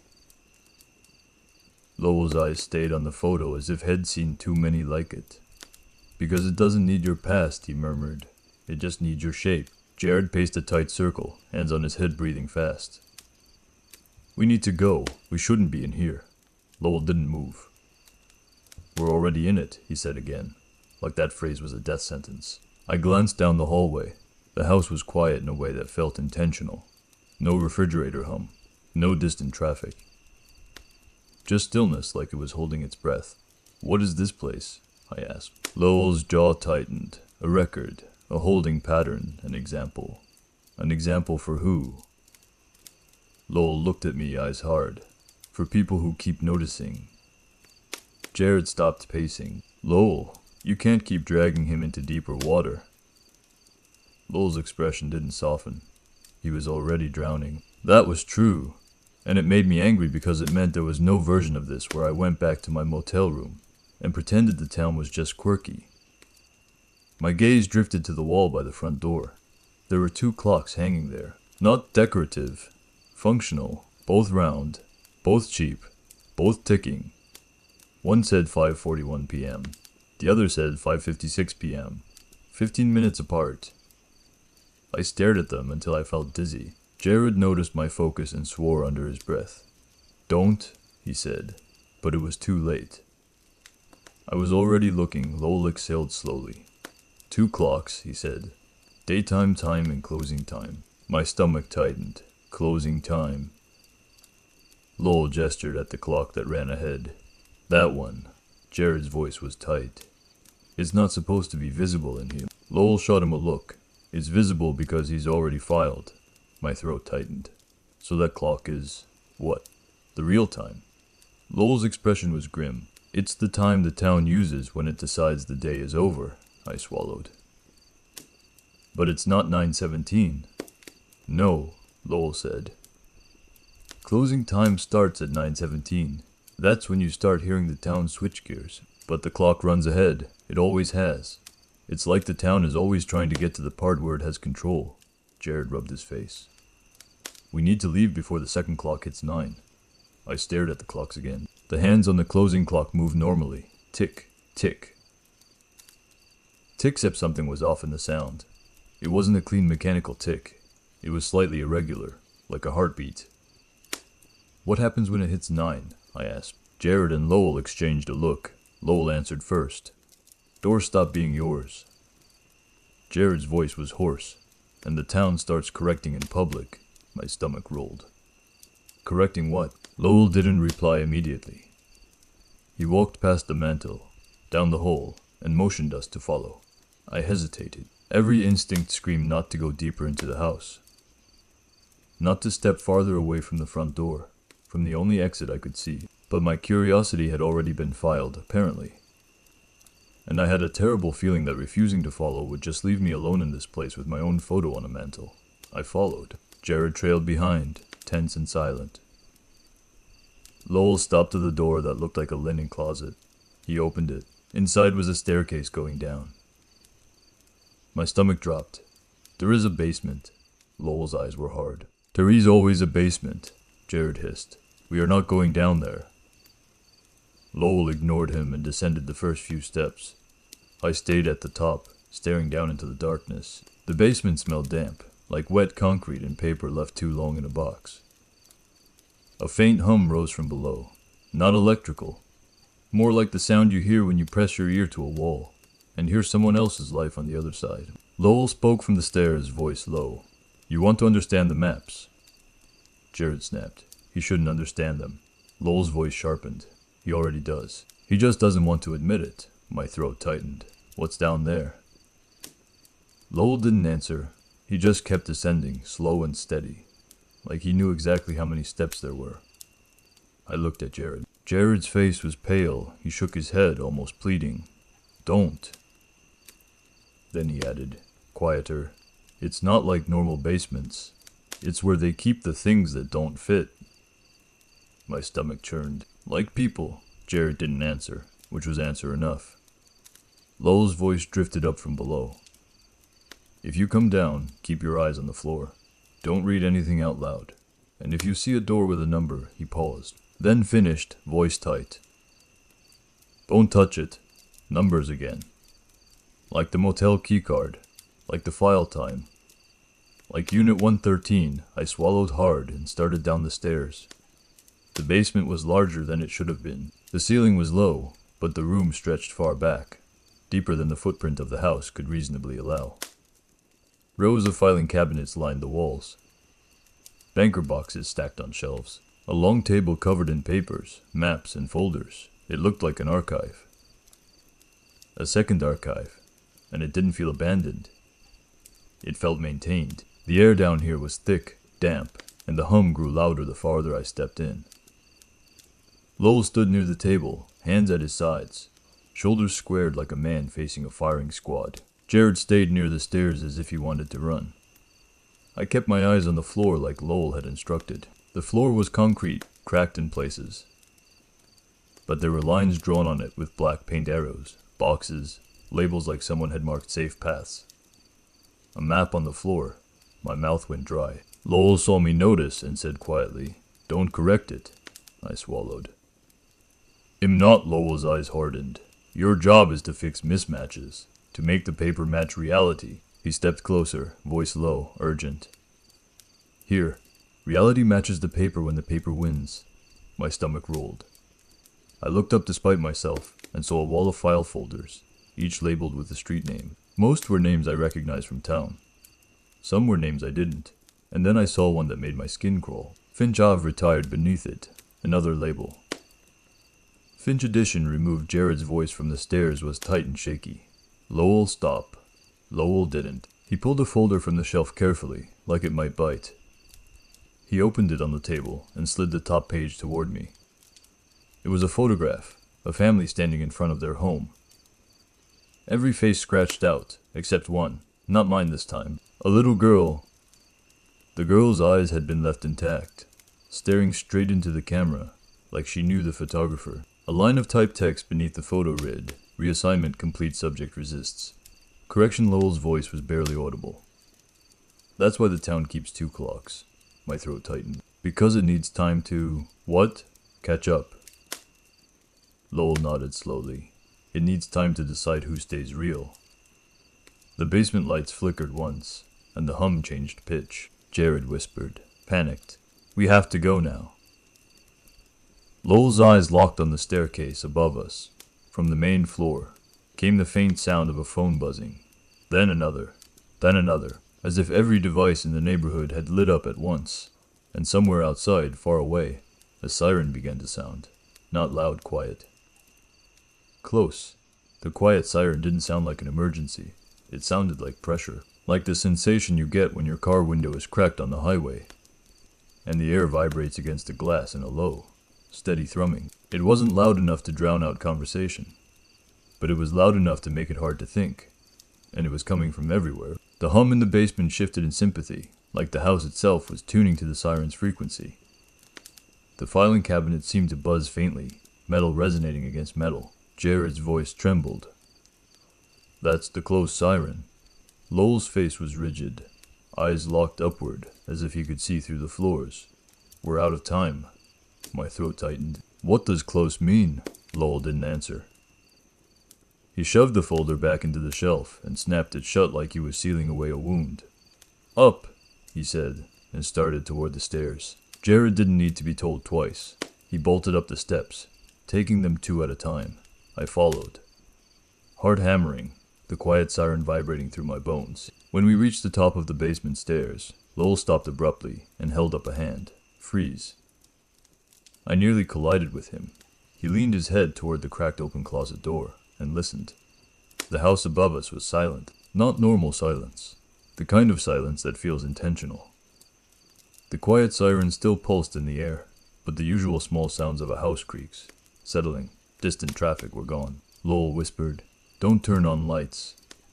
Jared nodded rapidly, breathing hard. I whispered back, "Why?" Lowell's eyes flicked to me sharp warning, and he didn't answer. Instead, he eased the closet door open and stepped out into the hallway. The living room was dim, lit only by the gray daylight through curtain windows. The porch light was still on, casting a weak yellow glow through the front doors, frosted glass. The 2 clocks on the wall ticked. Daytime time, 6:12 p.m. Closing time, 6:28 p.m. The siren's vibration made the second clock's ticking feel louder, like it was impatient. Jared moved quickly to the front window and peeked through the curtain. Then he flinched and pulled back fast. "What?" I hissed. Jared's face was pale. "There is someone outside." Lowell didn't react with surprise. He moved to the window and peeked himself, eyes narrowed. My stomach clenched. "Who?" Lowell lowered the curtain slightly and looked at me. "Don't go to the window." I swallowed hard. "Is it the sheriff?" Lowell's jaw tightened. "Number?" The siren pulsed again, faint but heavy, and I felt it in my teeth. Lowell motioned for us to crouch. "On the floor," he whispered, away from the windows. Rule number 7 from the packet flashed in my mind. If the siren sounds quiet, it's close. Lock the door, turn off all lights. Sit on the floor away from windows until the sound stops. We were doing it, instinctively, like the rules had been written into our muscles. We crouched behind the couch, pressed low to the carpet. My heartbeat was louder than the siren outside. Something moved on the porch. Not footsteps, a soft scrape, like fingers dragging along wood, then a knock. Not the kind you'd answer, not the kind you'd ignore casually. A gentle, precise knock. 1, 2, 3. My stomach dropped. It wasn't 9:17, but my body didn't care. My body knew knocking meant danger here. Jared's breathing hitched. He clapped a hand over his mouth to keep from making sound. The knock came again. 1, 2, 3, then a pause, then a voice, soft and calm, from the other side of the front door. "Hello." My skin prickled. The voice sounded like an ordinary man. Polite, curious. It didn't sound like a monster. That made it worse. Lowell didn't move. His eyes were fixed on a spot of carpet like he'd trained himself to stare at the same place through every bad night of his life. The voice continued. Still polite. "I'm sorry to bother you. We're checking on the neighborhood. Therese been reports." My throat tightened. Reports. Filing continuity. Jared's eyes squeezed shut. The voice paused, then added gently. "Can you tell me your name?" I felt my stomach twist hard. The question wasn't for identification. It was for acquisition. Lowell's lips barely moved as he whispered, "Don't." The siren pulsed again, closer now, and the porch light flickered once. The voice outside sighed softly, almost disappointed. "All right," it said. "You'll try again." A scrape something dragged across the doorframe. Then the peephole darkened. Not because someone looked through it, because something covered it from the outside. The porch light brightened slightly, then dimmed again. The house felt like it shrank, and the voice, now closer, now pressed right against the door, whispered, "I know you're in there." My mouth went dry. I forced myself to stay still. Jared trembled beside me like he was going to vibrate apart. Lowell's hand, low to the floor, slid toward the front door, not to open it. To the deadbolt, he moved in slow motion, careful not to make the metal click too loudly. The deadbolt was already locked. He checked it anyway. A ritual. A reassurance. The voice outside laughed softly. Not a human laugh. A mimicry of one. Then, without warning, the quiet siren stopped. The sudden absence of vibration made my ears ring. For a moment, the world held perfectly still. Then faintly, from somewhere down the street, came the sound of a door opening. A woman's scream cut through the air, sharp and brief, like someone had slapped her mouth shut mid-sound. Jared flinched hard, eyes wide. Oh God. Lowell's jaw clenched so hard I saw the muscles jump. The voice outside the door softened again, almost kindly. "There it is," it murmured. "That's what happens when someone answers wrong." My stomach churned. "What does it do?" I whispered, barely audible. Lowell didn't respond. The voice continued, calm as a clerk at a counter. "You can stay quiet," it said. "That's fine, I'll file you anyway." A pause, then it added, in a different tone, more intimate, more precise. "Room 207. My skin prickled. It knew the number written on my keycard. It knew where I belonged in its system. The voice went on, as if reading a form. Unauthorized inquiry, archive access. Neighborhood breach. Each phrase landed like a stamp. Jared pressed his forehead to the carpet, shaking. Lowell's eyes were cold now, focused, angry. He whispered to me, so softly it was barely breath. "Whatever you do, don't let it make you respond." I swallowed hard. "How do we stop it?" Lowell's jaw clenched. "We don't stop it, we survive it." The voice outside shifted again, as if it had moved on the porch. A faint squeal of wood, then the doorknob turned. Not violently, not jerking, slowly testing. The deadbolt held. The knob released. A pause. Then, from the other side of the door, a sound like paper sliding across wood. Something was being pushed through the mail slot. Lowell's eyes narrowed. The paper slid onto the floor inside, skittering toward the couch. A single sheet, white, clean, typed. My stomach dropped as the siren started again, quiet. Close, like the town itself was leaning in to listen. Lowell's voice was barely audible, furious. "Don't read it." But my eyes had already caught the header, at the top of the page. Town Continuity Report, internal use only, and beneath it, in bold subject, my full name, status, pending action required. Verbal confirmation the paper didn't just exist. It was asking for me. The paper lay on the carpet between the couch and the front door like a landmine. I kept my eyes on the corner of the room, forcing myself not to read the rest of it. My brain wanted to desperately, because that's what brains do with forms. They want to fill blanks. They want to complete patterns. Lowell's warning ran like a loop in my head. Don't read it. Don't acknowledge it. Jared was shaking so hard. The couch cushions trembled. Outside, the quiet siren pulsed, then faded again. Like it had done what it needed to do. The doorknob stopped turning. The voice on the porch sighed softly, satisfied. Then came a new sound: footsteps on the sidewalk, multiple pairs, moving with purpose. Not the slow testing steps from before. These were organized, coordinated. Lowell's head tilted slightly, listening. His expression tightened. "They're here," Jared whispered, terrified. "The truck." Lowell didn't answer. The porch boards creaked again, and the voice outside spoke, now brighter, almost official. "Briar Hollow continuity, open up." My stomach clenched. Continuity, like a department, like a job title. Lowell's eyes flicked to the front door, then to the windows. He mouthed, "Don't move." The voice continued, still polite. "We're not law enforcement. We're here to help you stay safe." Jared let out a strangled sound that was half laugh, half sob. Lowell's hand slid to Jared's wrist and squeezed hard. A silent command to shut down. I forced myself to breathe slowly, shallow. Like making less of me would make me less visible. There was a soft thud against the front door, not a knock. Something heavier. Then another. Lowell's jaw tightened. From the window, I saw a shadow pass across the curtain light. A big one, boxy like a vehicle pulling up close. The voice outside said conversationally, "Well, come in if you don't."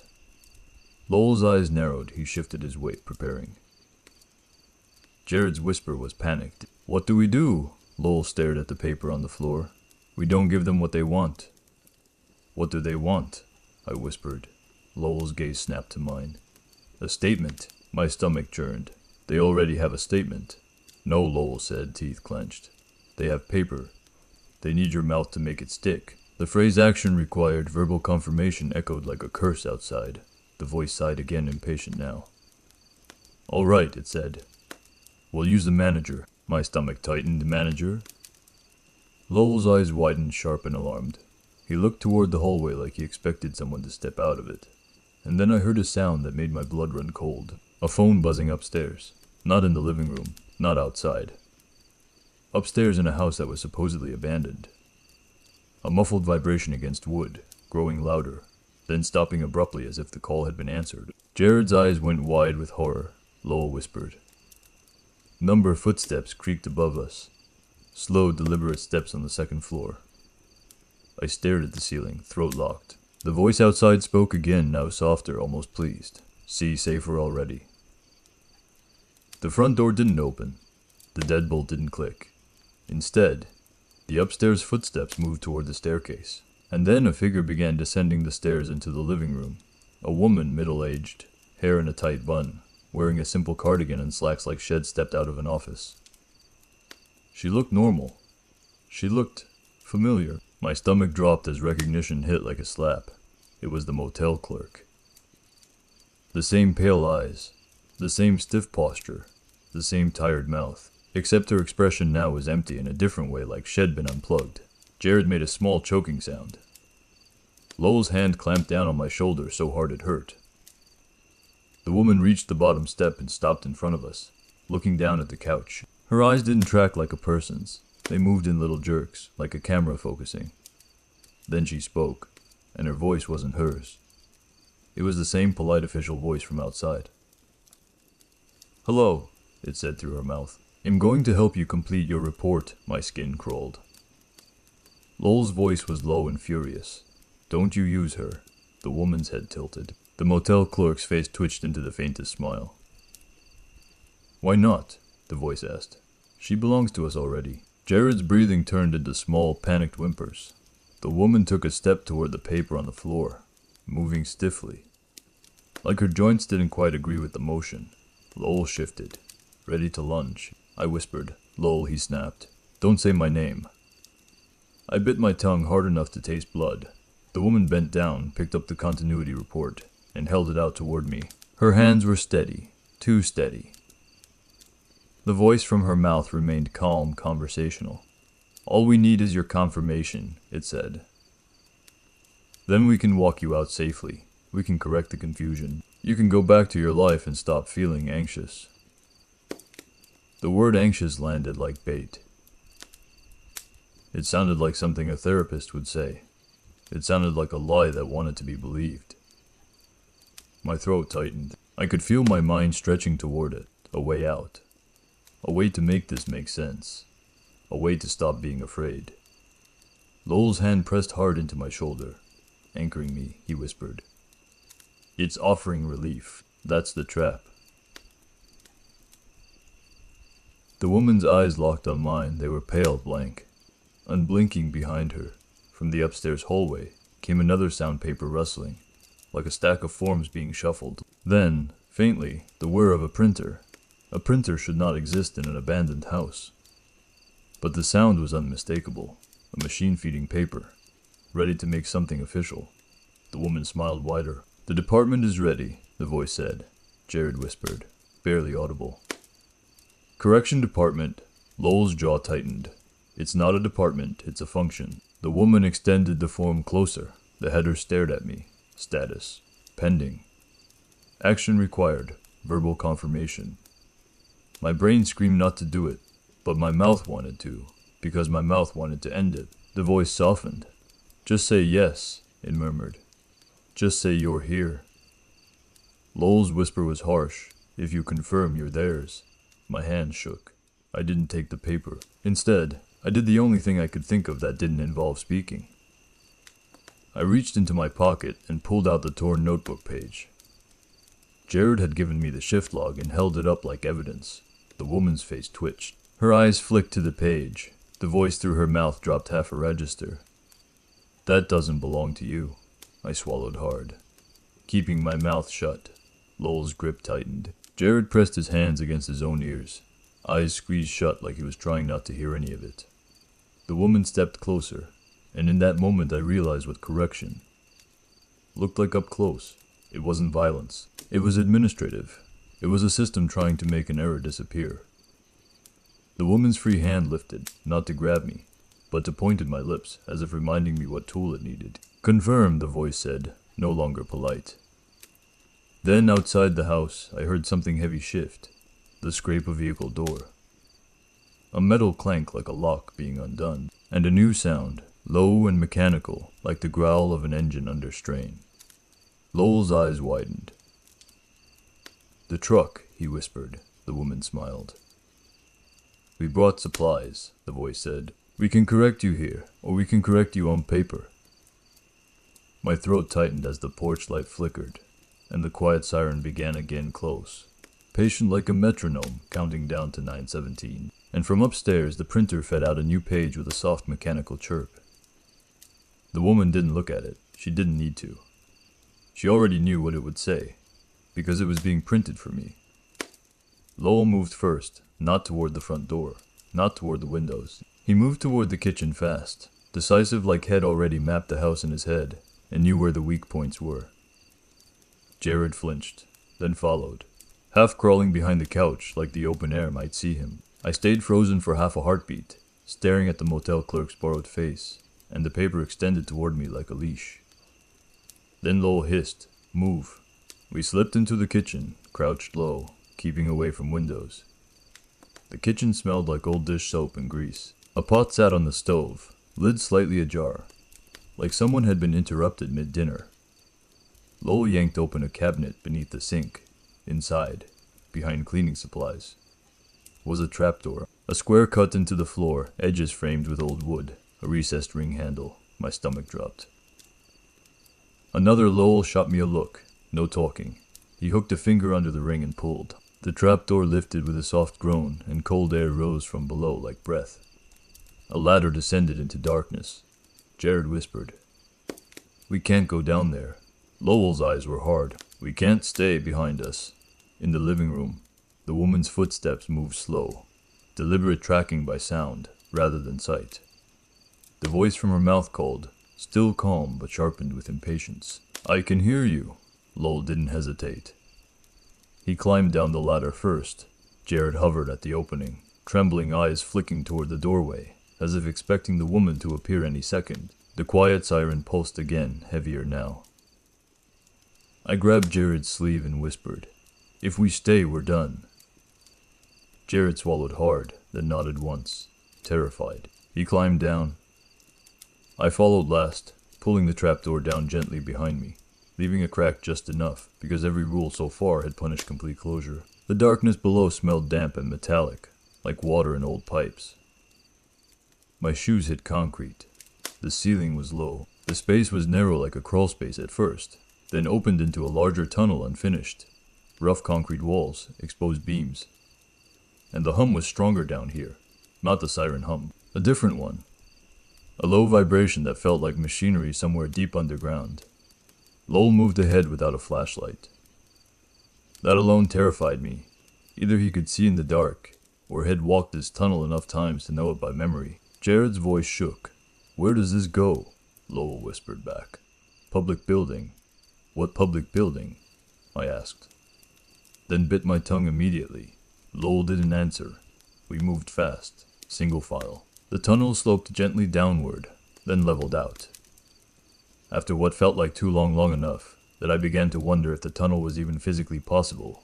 Beneath this neighborhood we reached a metal door. A plain utility door with flaking paint. No number. No sign. Lowell put his palm on it and listened. On the other side came muffled sound, distant voices, a faint HVAC rumble. The kind of ambient noise you only hear in public buildings. Lowell cracked it open. A thin line of fluorescent light spilled into the tunnel. He peered out, then motioned us through. We stepped into a custodial closet. Mops, buckets, a smell of bleach. On the wall was a laminated sign, Briar Hollow Community Center. My stomach clenched. We're in town again, Lowell nodded once. Different layer. Jared looked like he might throw up. We're not safe. Lowell's eyes were cold, safer than being corrected. We slipped out of the closet into a hallway. The community center looked normal at first glance. Cheap carpet, bulletin boards with flyers, a row of folding chairs stacked against a wall. But the normalcy was fragile, like a stage set you could push through if you leaned too hard. A few people stood near the front desk, a receptionist area with clipboards, chatting quietly. They looked like volunteers. They didn't look panicked. They didn't look like anyone was hunting us. Lowell led us the opposite direction, away from the desk and toward a set of double doors marked Gymnasium. We moved quickly, heads down, avoiding eye contact. As we passed a wall of trophy cases, my eyes snagged on something that made my stomach drop. Photos, team photos, class photos, and in several of them, the faces were scratched out. Not all, just enough to notice. I forced myself to look away. Lowell pushed the gym doors open and we slipped inside. The gym was dim, not dark, but the overhead lights were off. Sunlight filtered in through high windows, casting pale rectangles across the basketball court. The stage sat at one end with folded curtains. Bleachers retracted against the far wall. It was empty, too empty. Lowell led us toward the stage. Jared whispered, "Why here?" Lowell's voice was tight, "Because it has the door." My stomach clenched. "What door?" Lowell didn't answer. He pulled aside the stage curtain. Behind it was a small narrow door, like access to backstage storage. No sign, no handle, just a metal push plate and a deadbolt. And on the wall beside it, at eye level, someone had painted a single black symbol, a circle with a vertical line through it. It looked like a letter. It looked like a warning. Jared's face went white. "That's the mark." Lowell's jaw clenched. "Don't say the name of it." Jared swallowed hard and nodded. Lowell crouched beside the door and pressed his ear to it. I held my breath. From behind the door came nothing at first. Then faintly something like slow breathing. Not human breathing, not rhythmic. More like air moving in and out of a tight space. Lowell whispered, "It's open." Jared's voice broke. "It can't be." Lowell straightened slowly. "It is," my pulse hammered. "Open to what?" Lowell turned his head slightly, eyes narrowed. "To the basement." Jared let out a strangled sound. Number that's where Lowell cut him off with a look. Then Lowell did something I didn't expect. He reached into his jacket and pulled out a small strip of paper, a sticker, like the kind you'd put on a file folder. He pressed it onto the door. My stomach tightened. "What is that?" Lowell whispered. "A label." I stared at the sticker. It read, "Maintenance do not enter." Lowell stepped back and watched it like he was waiting for something. For a second, nothing happened. Then the sticker's edges curled. Not from poor adhesive, from heat. As if the door itself was warm. The paper browned slightly. Lowell's face tightened. Jared whispered, panicked, "We have to go." Lowell nodded once. "Yeah." But as we turned toward the gym doors, the overhead lights in the gym flickered on by themselves, one row at a time. Like a wave, the sudden brightness made my eyes sting, and from the speakers mounted high on the wall, a scratchy voice crackled to life. Not the school intercom voice. Not the motel clerk's borrowed voice. A different voice, older flat. "Official, attention," it said. "Community center will be closing early today." My stomach dropped. The voice continued, calm as a policy memo. "All occupants must exit through the main doors. Do not use side exits. Do not enter restricted areas." Then, after a brief pause, it added, "Do not open the basement door." Lowell's face went gray. Jared whispered, "It's talking to us." The voice crackled again. and this time it said something that made my blood run cold. It used a name, not mine, Lowell's. Lowell flinched like he'd been punched, and the moment the name left the speaker, the small backstage door behind the curtain marked with the symbol clicked. The deadbolt slid back on its own, and the door began to open, slowly, inward, as if something inside was finally allowed to come out. The backstage door opened, like it was tired of pretending it was locked, a thin crack at first, just enough to spill darkness into the gym's bright rectangles of sunlight, then wider, slow and deliberate, as if whoever or whatever was behind it wanted us to watch. Lowell didn't. He grabbed Jared's sleeve and hauled him away from the curtain. Jared stumbled, eyes wide, lips parted like he was about to scream. I moved on instinct, backing toward the gym doors while keeping my gaze low, fixed on the court lines. Don't look too long. Don't give it attention. The overhead speakers crackled again, now with a low hiss underneath the voice. Please remain calm, it said. Please exit in an orderly fashion. The phrase sounded like every emergency announcement ever recorded. But it didn't fit the empty gym. It felt like it was being said for an audience that wasn't here yet. Lowell's face was rigid. He didn't speak my name, didn't speak Jared's, didn't even say run. He just moved, fast and quiet, guiding us toward the double doors. The moment we stepped into the hallway, the community center's atmosphere changed. It wasn't just that it was brighter now, lights flickering on down the corridor in a time sequence. It was that there were people now more than before standing in the hall like they'd been waiting behind walls.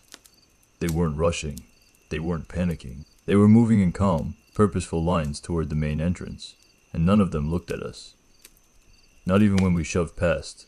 It was like we weren't worth noticing, or like noticing us was forbidden. A woman in a volunteer vest held a clipboard and smiled at nothing. A man with a lanyard guided an elderly couple, with a gentle hand at their elbow. A teenage girl walked by with her phone in her hand, screen glowing, eyes unfocused like she was reading a script. Jared whispered, "Horse, why aren't they scared?" Lowell's voice was barely audible, because it's not their shift yet. The phrase made my stomach clench. Shift, the town switching gears. I followed Lowell through a side hallway toward a door marked staff only. He didn't touch it at first. He listened. Pressed ear to wood. Then he opened it and ushered us inside. We entered a small storage room filled with folded tables and stacked chairs. The smell of plastic and dust. Lowell shut the door softly and leaned his forehead against it for half a second. Breathing like he'd been sprinting for miles, Jared slid down the wall onto the floor, shaking, hands pressed against his own temples. I stood there, trying not to hyperventilate, trying not to speak names, trying not to give the room more of me than necessary. Lowell looked at me, eyes hard. "You need to check your wallet." "What?" I whispered. Lowell's gaze flicked down to my pockets. "Now." My fingers fumbled as I pulled my wallet out. It felt heavier than it should have, like it had soaked up dampness. I opened it. My driver's license stared back at me, except it didn't. The photo box was blank. Not blacked out, not smudged. Blank. Like the space where my face should be had been erased cleanly. My blood ran cold. "No," I breathed then, clamped my mouth shut, feeling the word escape too loud. Jared lifted his head, eyes wild. "What?" I held the license out with shaking fingers. Jared stared at it and made a small broken sound. Lowell didn't look surprised. He looked resigned. "It started," Lowell whispered. "You're losing proof." My throat tightened. How is that possible? Lowell's eyes narrowed. "Because the town runs on records. If it can change the record, it can change the person." Jared shook his head violently like he was trying to dislodge a nightmare. "That's not no. That's not how people work." Lowell's voice was flat. "That's how this place works." I stared at the blank photo slot, feeling my reality tilt. If my license photo was blank, what else had been altered? My signature, my name, the date. I flipped the license over. My name was still there, so was the address. But the signature line, my signature looked wrong, like someone had copied it from memory. My hand shook. Jared whispered, "Check your phone." I pulled it out. The lock screen lit up. My name displayed at the top of my contacts was still there. but the photo attached to my profile was a gray silhouette. I opened my gallery. Photos from yesterday loaded. The motel sign. The street. A blurry shot I didn't remember taking of the bulletin board. In every image, my reflection was faint and distorted, like the camera couldn't agree on where I was. I remembered the welcome packet warning about pictures containing buildings you don't remember seeing. It hadn't said anything about pictures not remembering you. My stomach churned. A faint vibration buzzed through the wall, the same subtle pressure as the quiet siren, but lower, almost like a purr. Jared flinched. It's close. Lowell's eyes snapped to the door. Don't speak. Outside the storage room, the community center's hallway had gone quiet. Not normal quiet. That organized quiet you hear when a building has been emptied on purpose. Then, faintly over the wall speakers, came the sound of a child's voice. Not the official emergency voice. A child, speaking softly as if reading a line. Please exit, the child said. Please exit through the main doors. My skin prickled. Jared whispered, barely a breath. That's not a recording. Lowell's jaw clenched.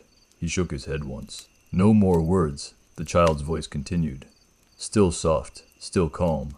We can help you, it said. We can make you feel normal again. Jared's hands covered his ears. He started rocking slightly, eyes shut. I forced myself to stay still. Then the child said something that made my stomach drop. It said my mother's name. Not my name, my mother's. The sound of it spoken by a child through a speaker system in a community center hit me like a punch. I almost answered on instinct, not to the voice but to the name, like I needed to correct it. Like I needed to say, that's not relevant. That's not me.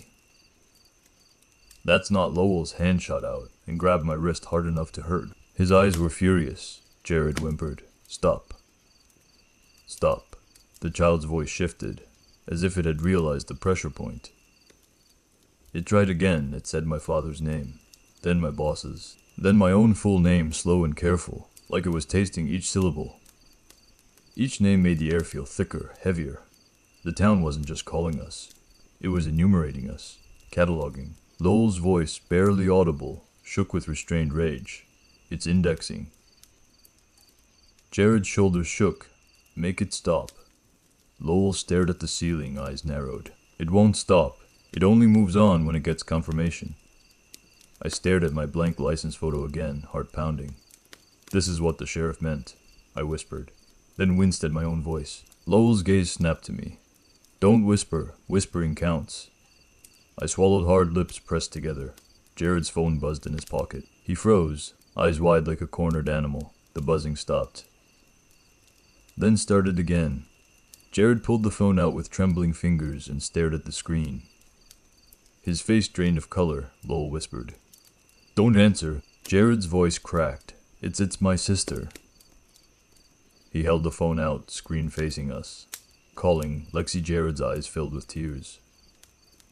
She doesn't call me, she texts. She hates phone calls. Lowell's voice was hard. Don't. Jared stared at the screen as it rang. Then the phone stopped ringing, and without Jared touching it, the call connected. A voice came through the speaker. Not Lex's bright, annoyed voice. A child's voice again, too calm. Jared had said, Come out, we can fix you. Jared made a choking sound, and dropped the phone like it burned. The call didn't end.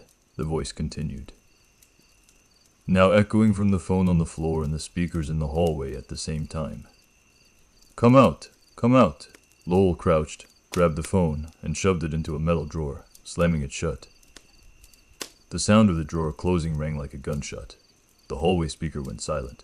For a moment, everything stopped. Then, from the other side of the storage room door, came 3 slow knocks. 1, 2, 3.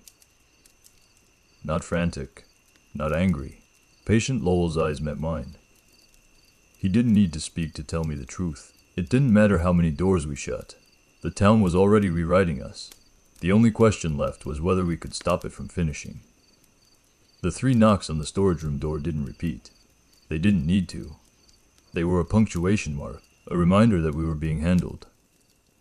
Lowell raised one finger, stay silent, then moved to the far side of the room, where a stack of folding tables leaned against the wall. He pressed his palm to the concrete behind them, feeling along it like he was searching for a seam. Jared sat rigid on the floor, eyes huge, breathing shallow through his nose, like any sound might trigger something worse. I stood frozen, clutching my wallet so tightly the leather creased. Lowell found what he was looking for, a small square access panel in the wall, barely visible behind the tables. He eased the tables away with excruciating slowness, careful not to let their metal legs scrape. The access panel had a simple latch. Lowell didn't open it immediately. He listened again. Outside the door, I heard soft movement, shifts of weight, fabric rustling, the presence of more than one person. Not the sheriff, not deputies. Something else. The correction department. Lowell whispered, barely breath. If they're using volunteers, we can't fight them. Jared's lips trembled. He mouthed, "What do we do?" Lowell pointed to the access panel, then to the floor line near it, black tape, marking a rectangle in front of the panel, like a no-go zone. A safe zone, or at least a zone someone wanted you to stand in. Lowell's eyes narrowed. He moved around the taped rectangle without stepping into it and flipped the latch. The panel swung open. Behind it was not wiring, not a fuse box, a narrow cavity in the wall, lined with insulation and dusty plaster. Someone had shoved a small object deep inside. Lowell reached in and pulled it out, a cassette tape. My stomach dropped. "A tape?" Lowell didn't answer. He just stared at it like Head found a dead animal in a trap. The tape was in a clear plastic case. A strip of masking tape ran along one side with a handwritten label. "Do not play in town. Play only on Highway 19 Mile 12. If you hear your name, stop." My skin prickled. It wasn't my handwriting. It wasn't Jared's. Lowell's face tightened. "Someone left this here," Jared whispered, voice barely there. "Who?" Lowell's eyes flicked to the door. An outsider. The knocks came again, 3 slow knocks. Same pattern, same patience. 1, 2, 3. Then a voice from the hallway, calm and official, as if reading policy. "Staff room occupied.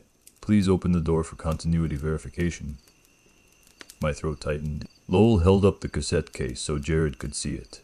Jared's eyes widened. "You've seen that before?" I mouthed silently. Jared nodded, small and terrified. Lowell whispered, "They're about to come in." Jared's voice cracked. "We can't go out there." Lowell's jaw clenched. "Then we go through." He gestured toward the access panel cavity. It wasn't big enough for a person.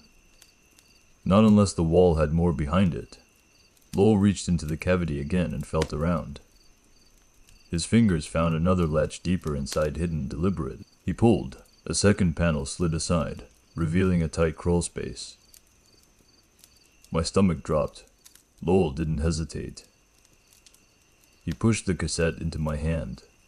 "Take it." My fingers closed around it instinctively, Lowell whispered.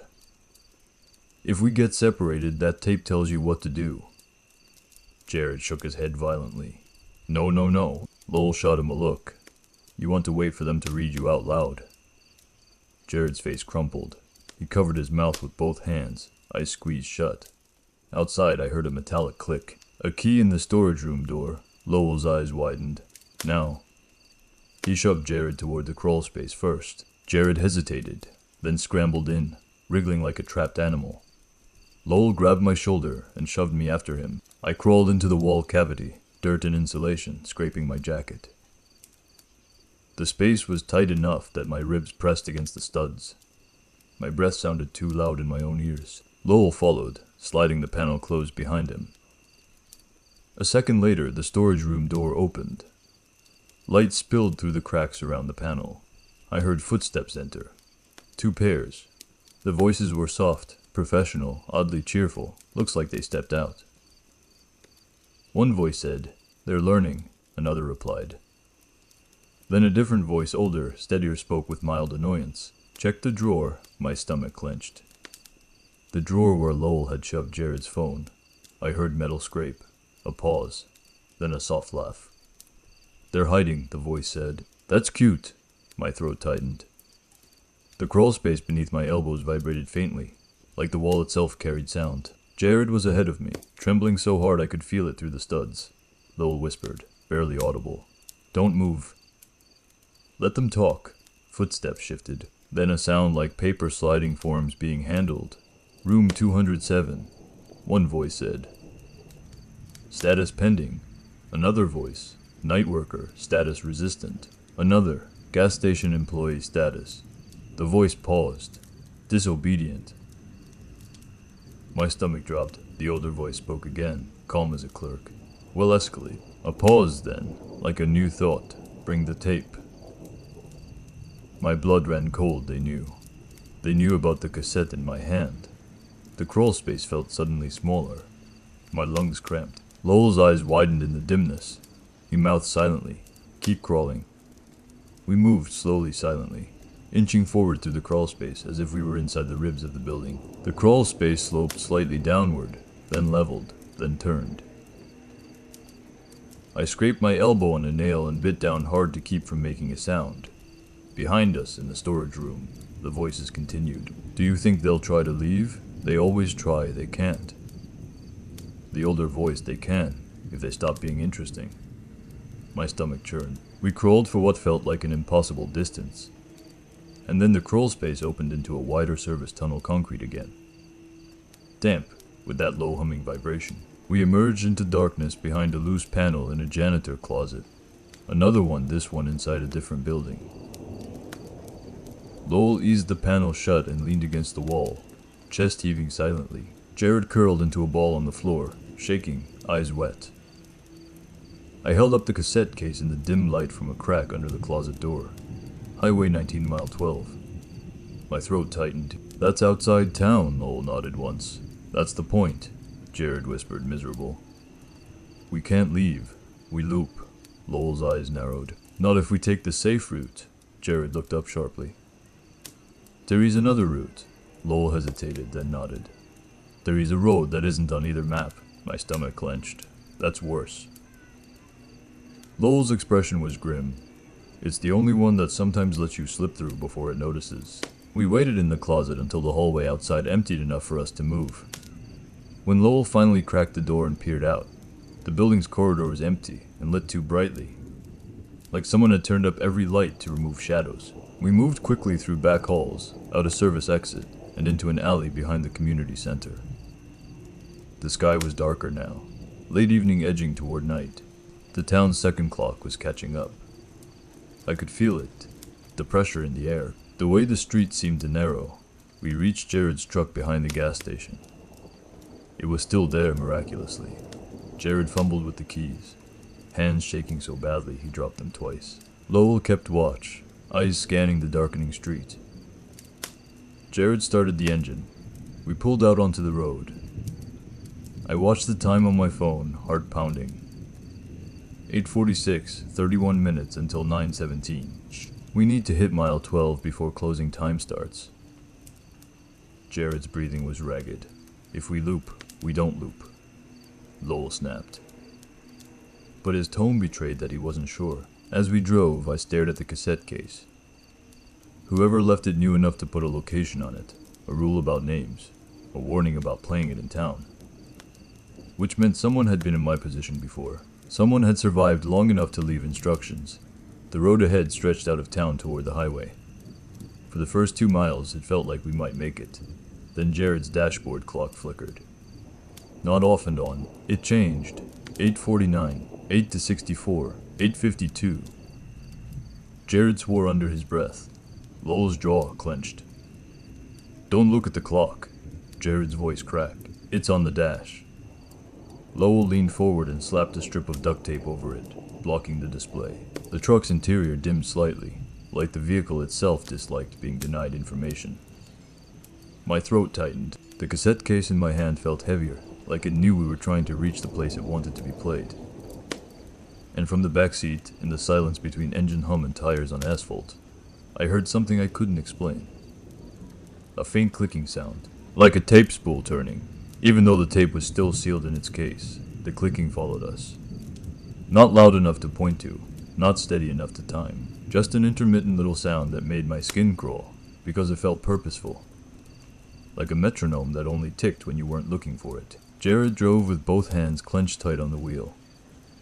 Eyes fixed on the road like he was afraid.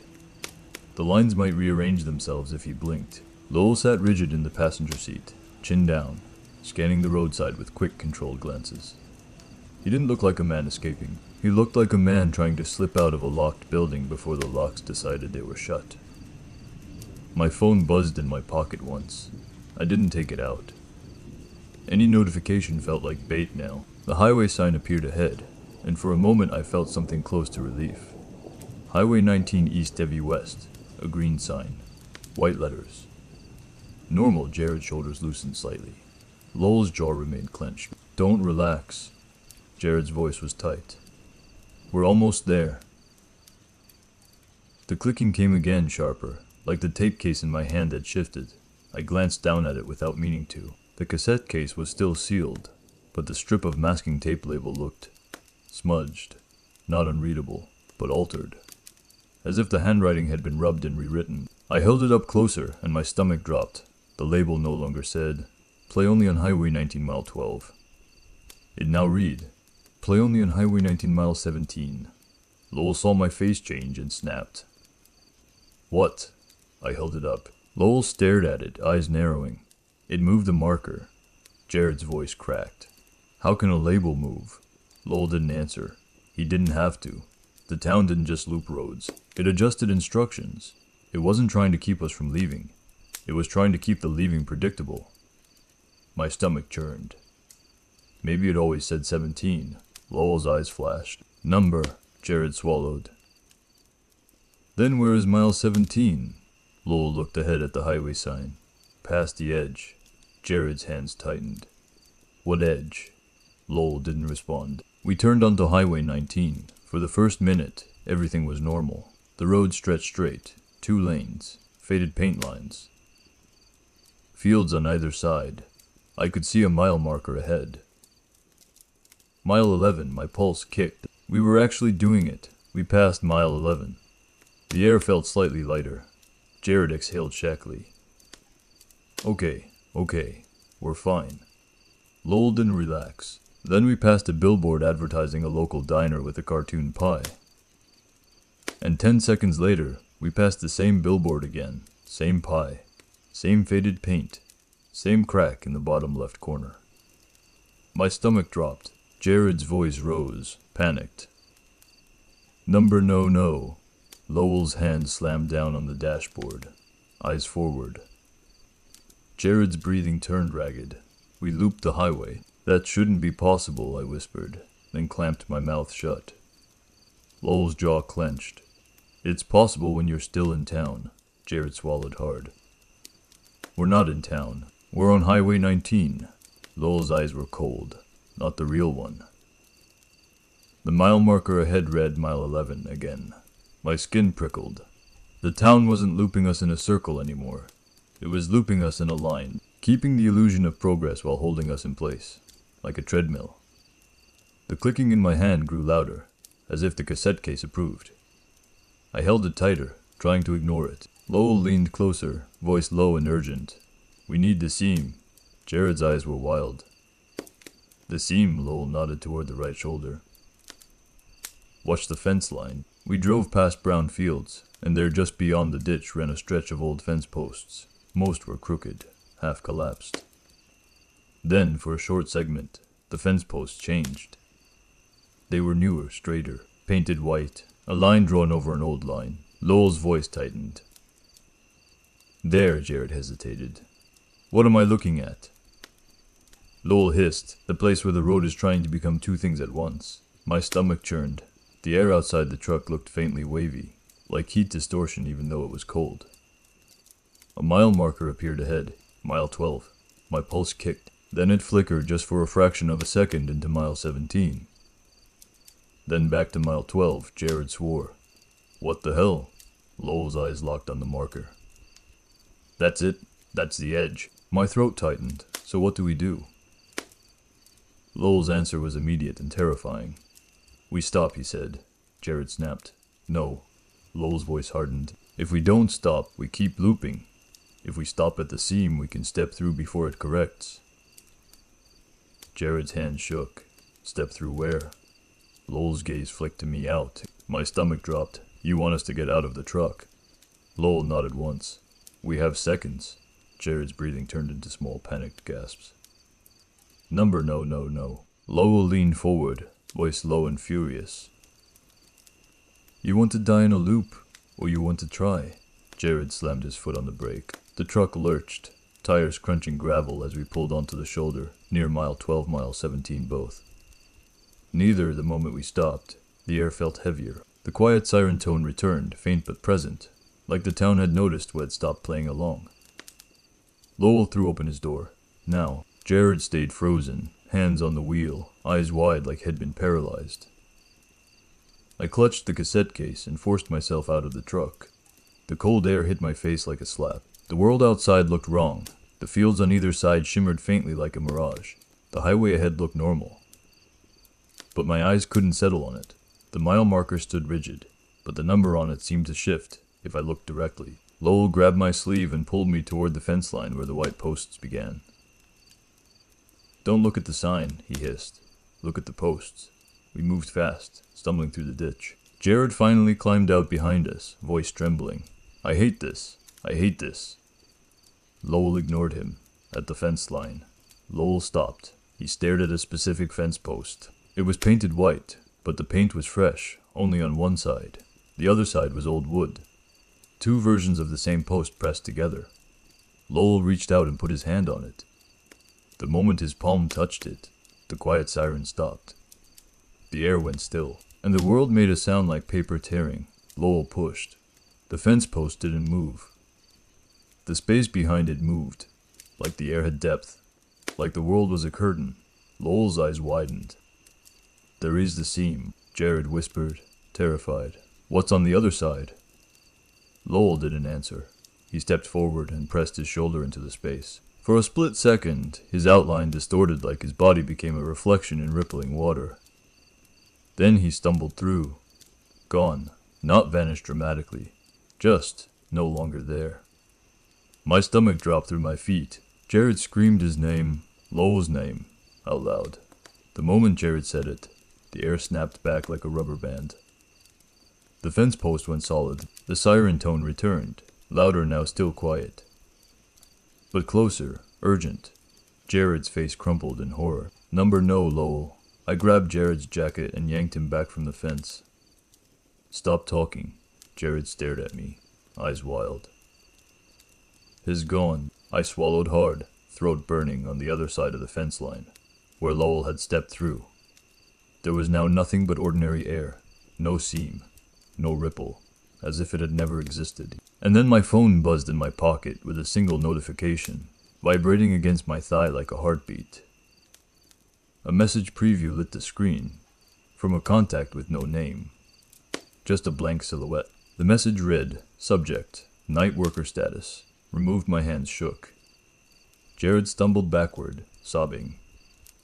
And I realized the edge of town wasn't just a way out.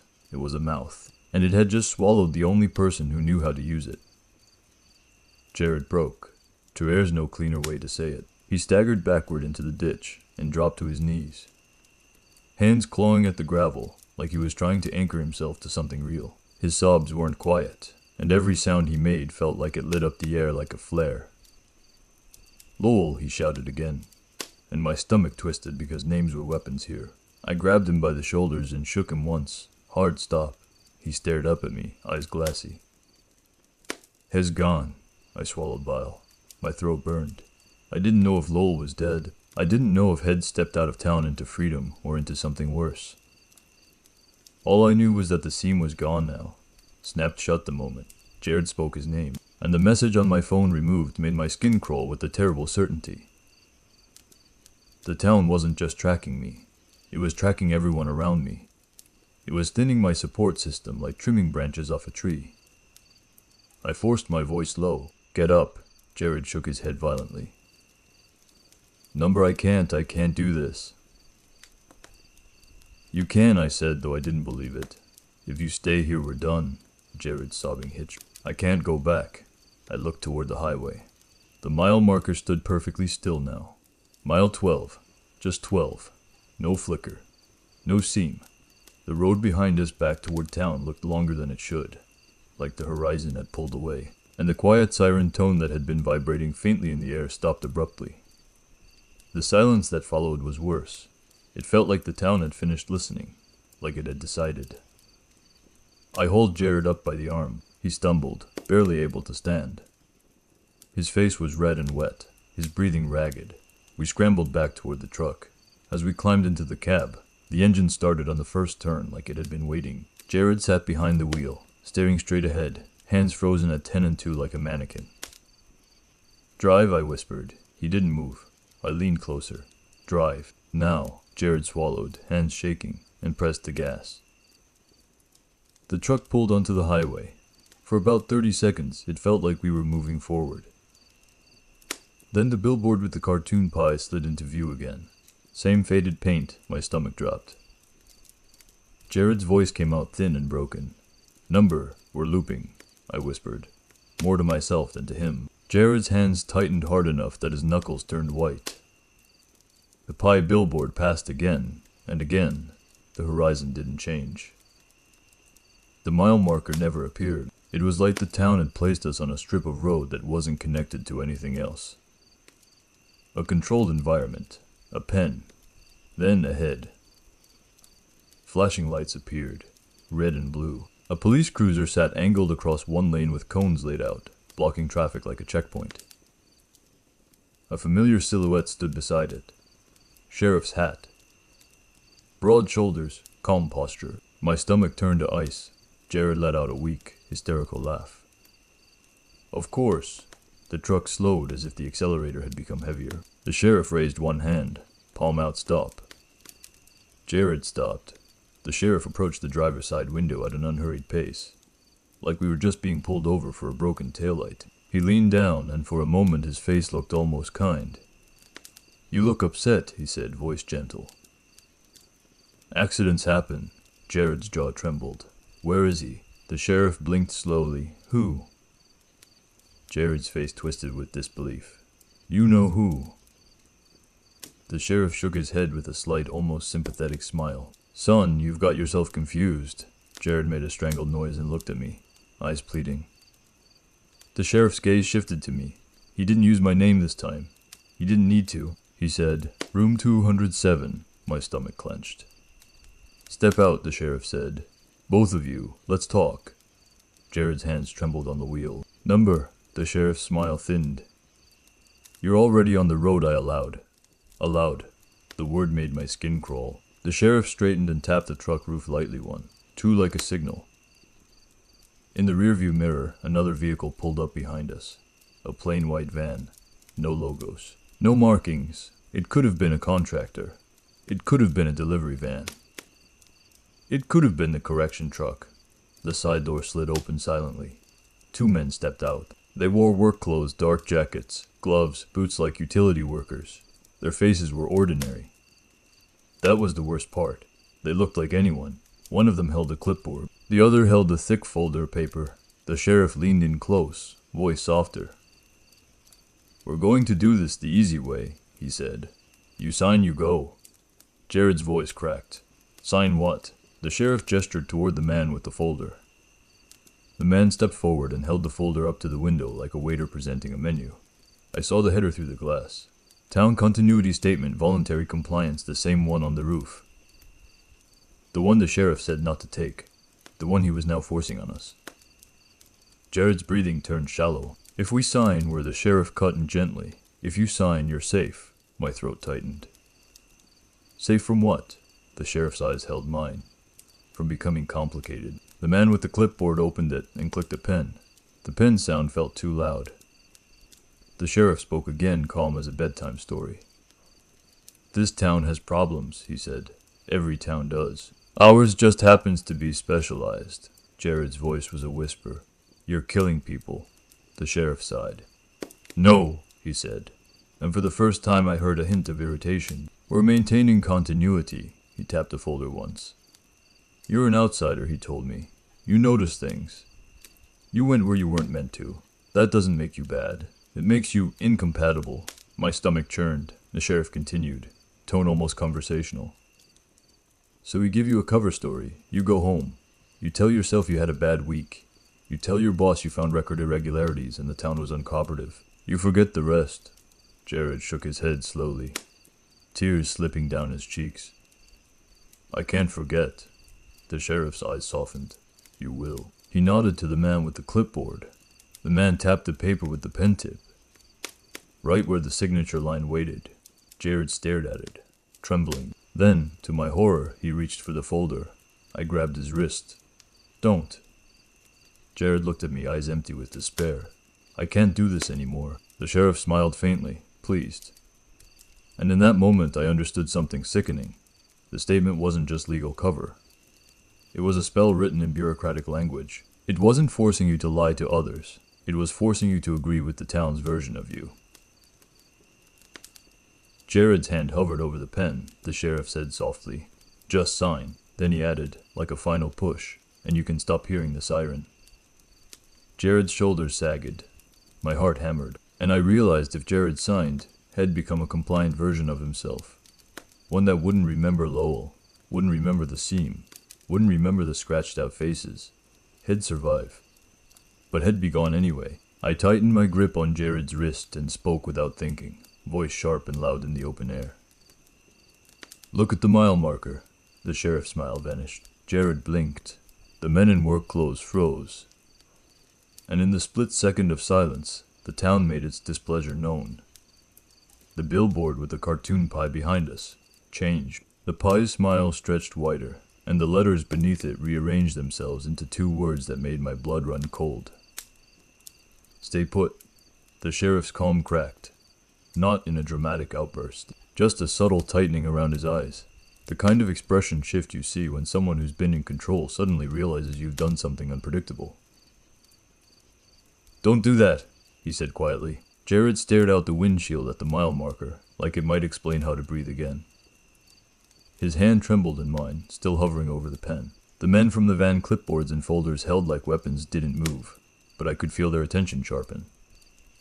The billboard behind us still read "Stay put," the letters too crisp and intentional to be an accident. My throat was tight. "You said names are sticky," I forced out. "But you want us to sign our names?" The sheriff blinked slowly. "That's different." "How?" The sheriff's smile returned, thin as paper.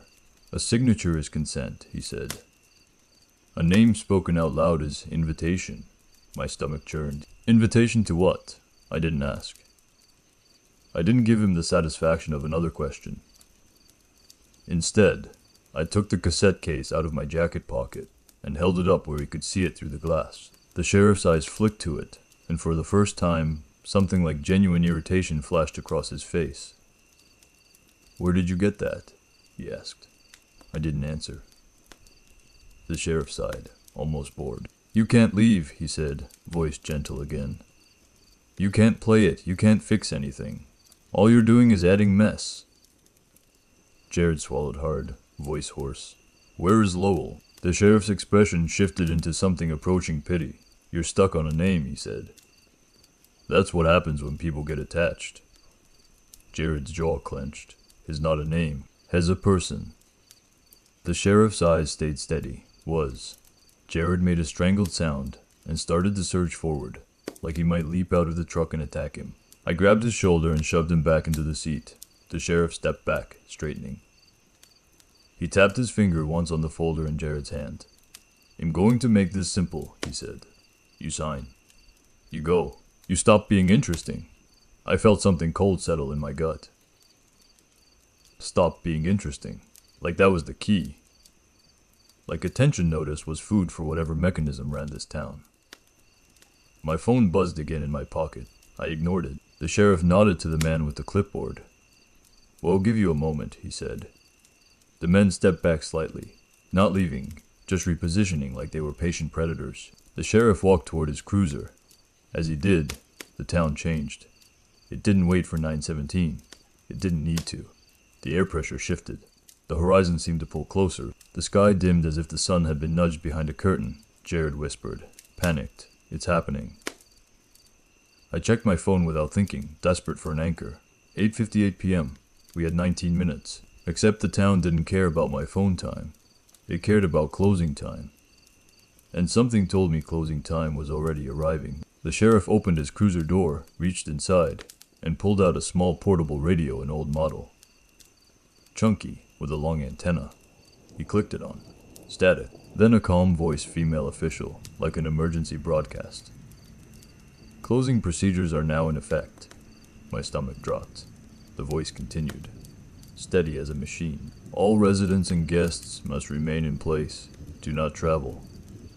Do not attempt to exit town limits. Do not interfere with continuity staff. The sheriff's eyes found mine over the roof of the truck. He smiled faintly, like he'd just flipped a switch. Jared's breathing turned ragged. We're not even in town. The sheriff spoke loud enough for us to hear through the glass. You are, he said.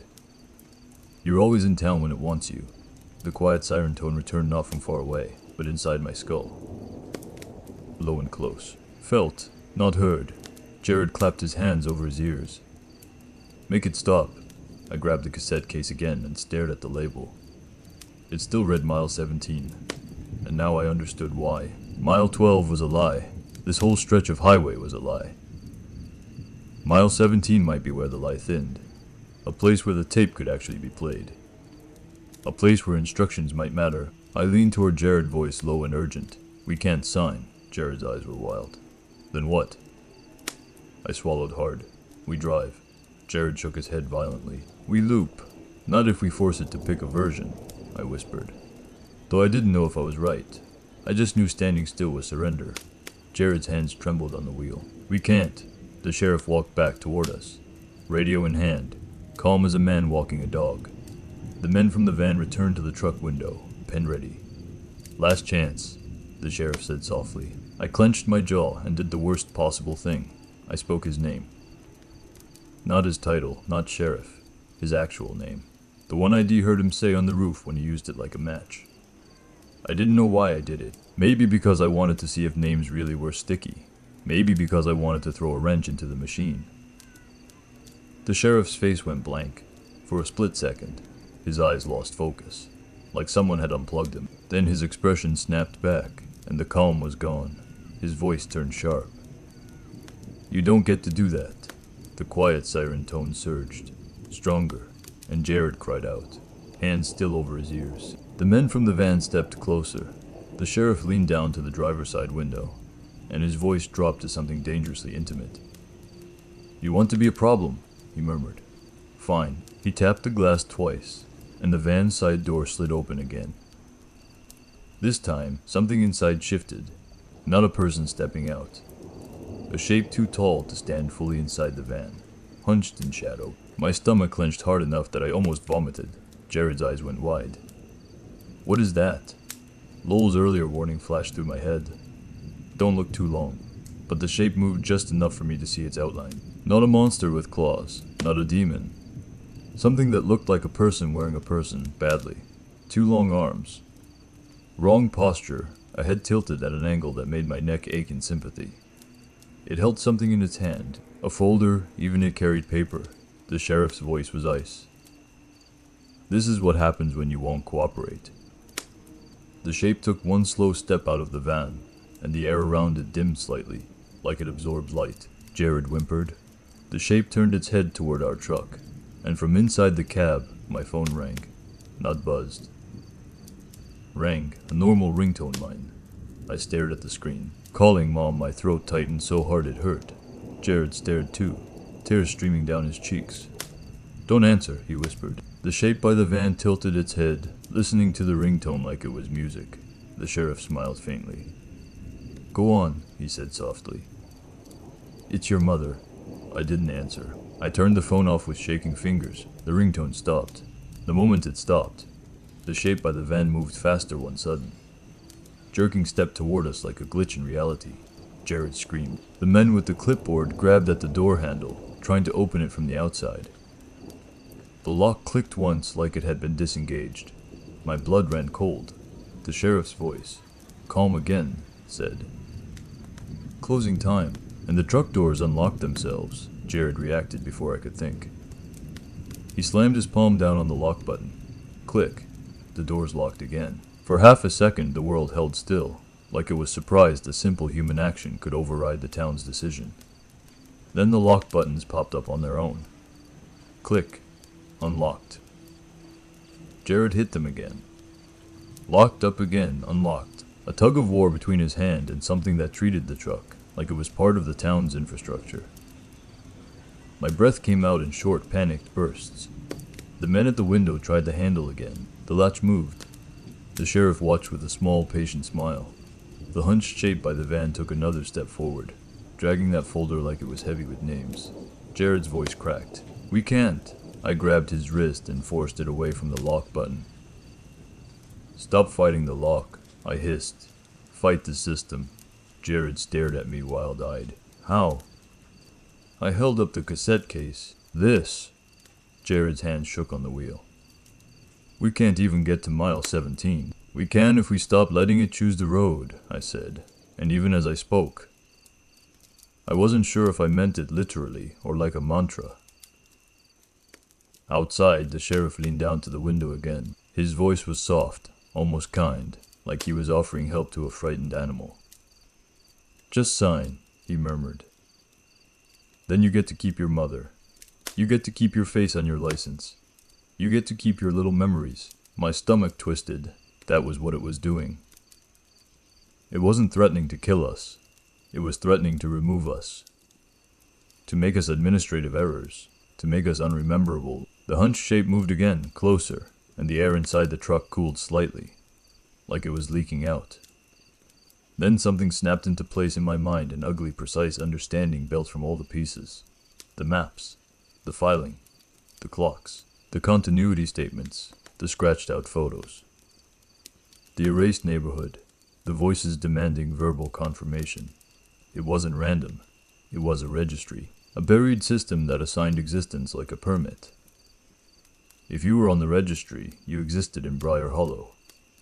If you weren't, the town corrected the mismatch. And the registry wasn't a metaphor. It was literal paper.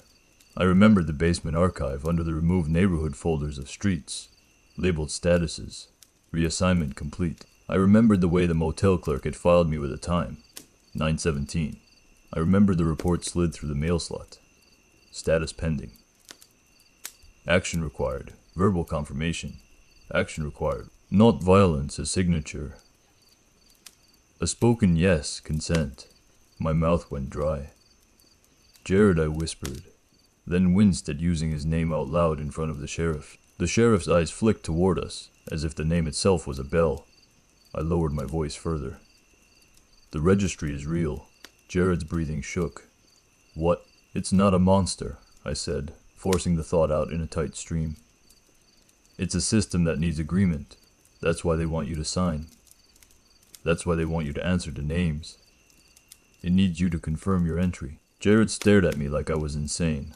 Then he whispered, broken, "So how do we break it?" My gaze drifted to the cassette case again. "Play only on Highway 19, mile 17. If you hear your name, stop, mile 17. It wasn't a random instruction.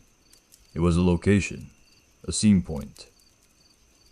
A place where the registry might be exposed, where the town's official map and the real map didn't match enough to tear. Lowell had said there was a road not on either map, a seam you could step through before it corrected. Lowell had stepped through. Then Jared had spoken his name and the seam snapped shut. The registry reacted to names like commands, which meant the inverse might be true if names were weapons. Then silence was armor.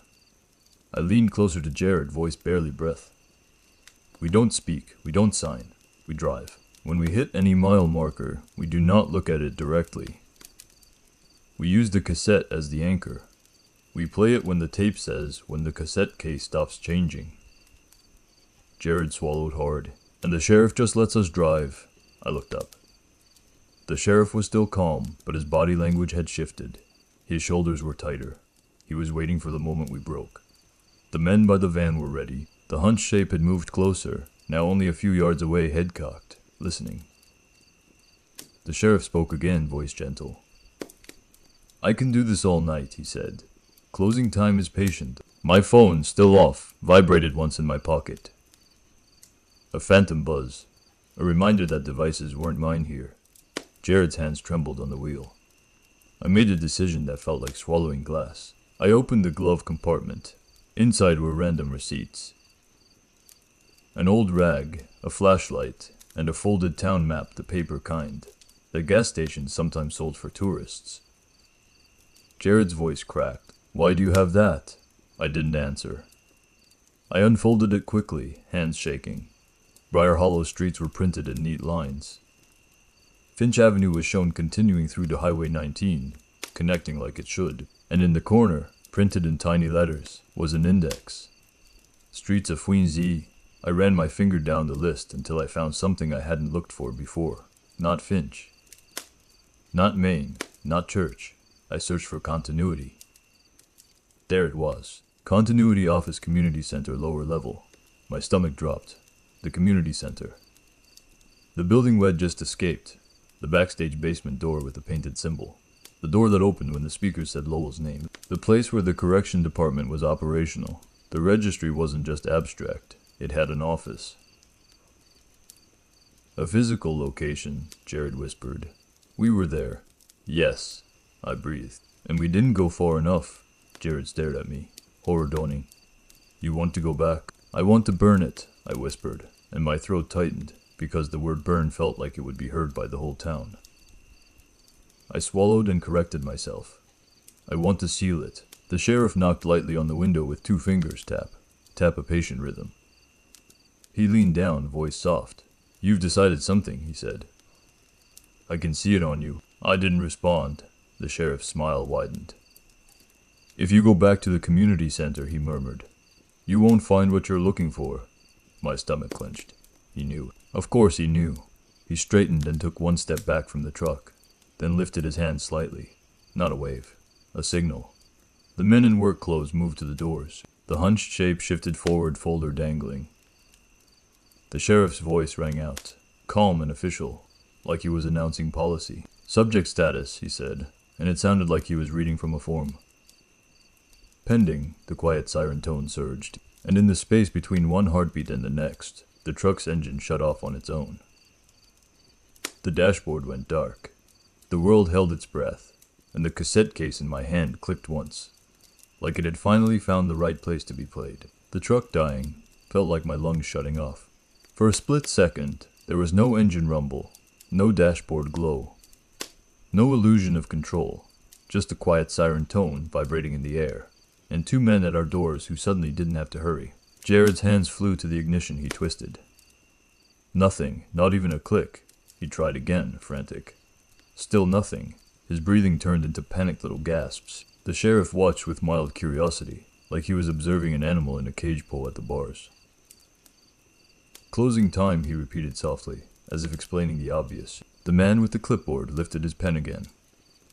The other man opened the thick folder and held out the continuity statement to Jared, angled so the signature line was impossible to ignore. "You can make it stop," the sheriff murmured. "Sign."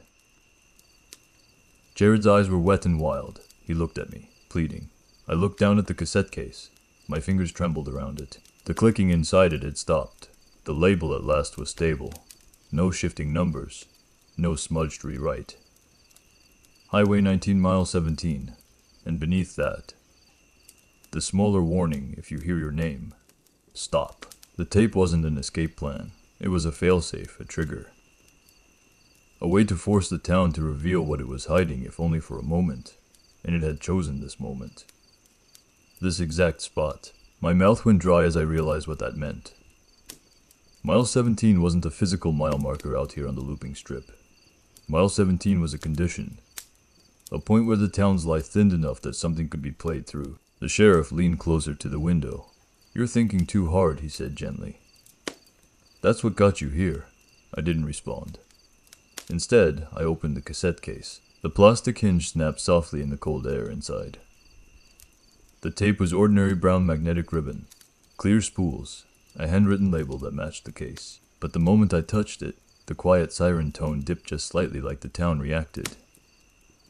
The sheriff's eyes narrowed. Jared whispered.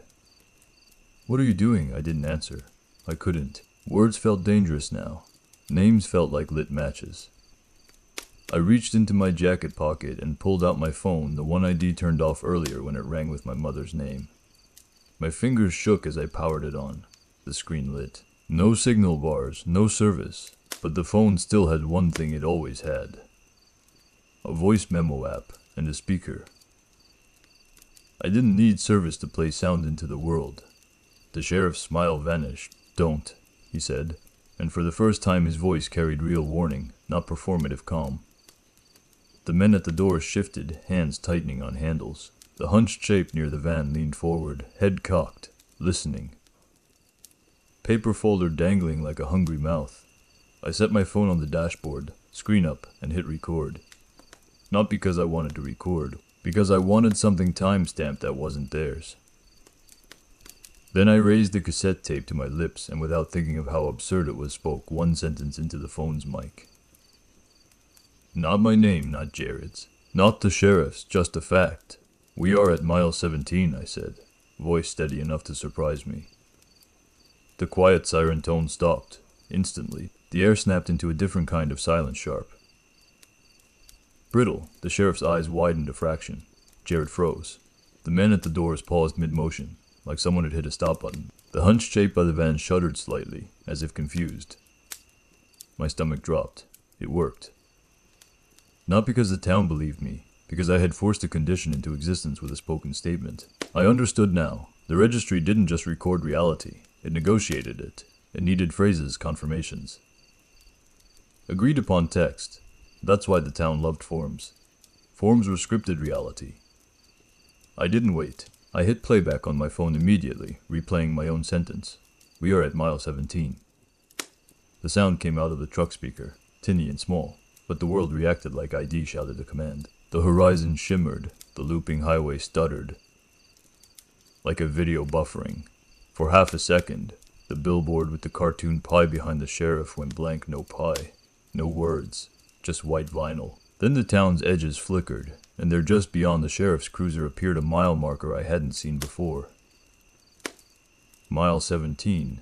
Solid. Real, my throat tightened. The cassette tape in my hand felt warm. The label wasn't just stable, it felt ready. I raised the tape and, with my other hand, pressed record again. Then I spoke the second sentence I'd been afraid to admit since the beginning. Not a name, not a question. A refusal. "I do not consent," I said, voice shaking slightly. The sheriff's face went hard. The clipboard man's pen snapped in his fingers, like it had been squeezed too hard. The hunched shape let out a sound like paper tearing. The air around the van dimmed. Jared stared at me like ID performed a miracle. Then the sheriff moved. Fast. He yanked open his cruiser door. Pulled out his radio again, and clicked it on. Static hissed. Then his voice came through it amplified, official and angry. Continuity override. Confirm subject. The moment he said confirm, the quiet siren tone surged back, stronger than ever. The truck's locks popped up and down in rapid succession. The men at our doors grabbed handles again. They were trying to force the form back into place.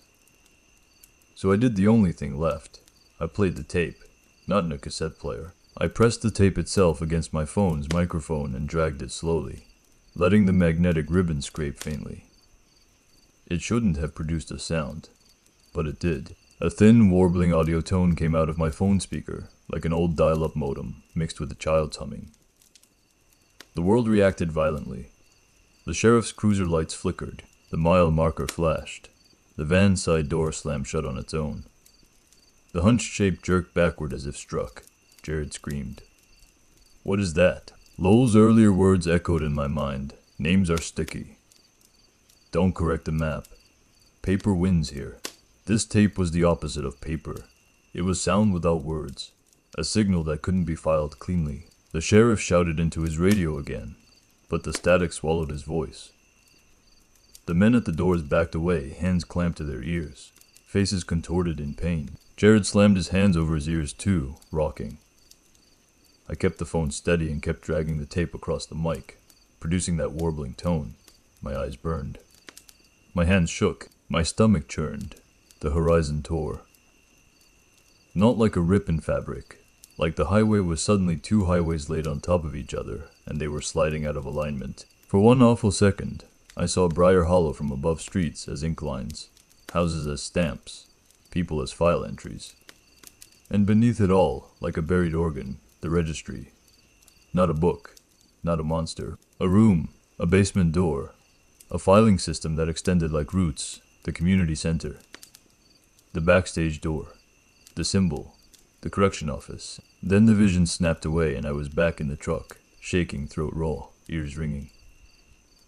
The sheriff was screaming now, not a calm official voice, but a furious human one. Stop. The warbling tone cut out as the tape slipped from my fingers. Silence hit like a punch. I looked down. The cassette ribbon had torn. The magnetic strip dangled loose, a broken line. The phone screen flashed an error message. Audio file corrupted. The town's siren tone returned immediately, triumphant, and the truck doors unlocked again. But the horizon still shimmered. The mile marker still read mile 17. The seam was open, only for a moment, and I realized the last step of the plan wasn't to keep the seam open, it was to use it. I grabbed Jared's shoulder and yelled not his name. Not any name, just a command. Drive. Jared flinched like he'd been slapped awake. He twisted the key this time. The engine roared to life. The sheriff lunged toward the driver's side door, reaching for the handle. Jared slammed the gas. The truck jerked forward, tires spitting gravel. The sheriff stumbled back, hat flying off. His calm authority ripped away in a second. We shot past the mile marker mile 17, and the world snapped. The pie billboard vanished. The looping highway released us like a clenched fist opening, and for the first time since I entered Briar Hollow, the road ahead didn't feel like a corridor. It felt like an exit. Behind us, in the rearview mirror, the sheriff stood alone on empty asphalt, mouth open in a silent scream. And then, as if the town was making one last administrative note, the mile marker in the mirror flipped, from mile 17 to blank. We didn't stop driving until the sky turned black, and then began to pale again. Jared drove like a man trying to outrun his own shadow hands, locked on the wheel. Eyes fixed forward, jaw clenched so tight his cheeks trembled. I sat in the passenger seat with my phone on my lap, staring at the recording app like it had betrayed me. The corrupted file icon pulsed faintly on the screen, a broken line of audio. A torn strip of tape ribbon coiled around my fingers like a dead vine. Every few minutes, Jared would glance into the rearview mirror, flinch, and then stare forward again. Neither of us spoke names, not his, not mine, not Lowell's, not my mother's. I don't know if silence helped, or if we were just too scared to tempt the rules. Sometime after midnight, the quiet siren tone faded completely. Not abruptly, more like a pressure easing out of a room. I didn't realize how much it had been vibrating in my teeth until it was gone. Jared exhaled a shaky breath that sounded like he'd been holding it for hours. "Are we out?" he whispered. I didn't answer right away because I didn't trust the word out. Out sounded like a statement the town could argue with. So I looked at the highway signs. I looked at the gas stations we passed. I looked at the fact that mile markers stayed mile markers, that billboards stayed billboards, that the road didn't repeat itself like a bad thought. Finally, I said, "We're moving forward." Jared's shoulders sagged slightly, like that was the best truth he could handle. We pulled into a rest stop just before dawn, the kind with harsh lights and a bathroom that smelled like disinfectant and stale air. Ordinary. Ugly safe. Jared parked far from the building like he didn't want anyone near us. He shut off the engine and just sat there, hands still gripping the wheel. I stared at him. His eyes were bloodshot. His face looked older than it had yesterday. "We should call someone," he murmured. My throat tightened. "Who?" Jared swallowed. "I don't know. Neither did I. Because who do you call when your problem is a town's ability to erase you on paper? The police, the county. My boss.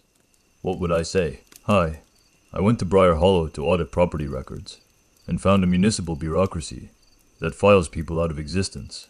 Also, the sheriff is either a person or a function, and the basement door opens when speakers say your name. I got out of the truck and went into the bathroom to splash water on my face.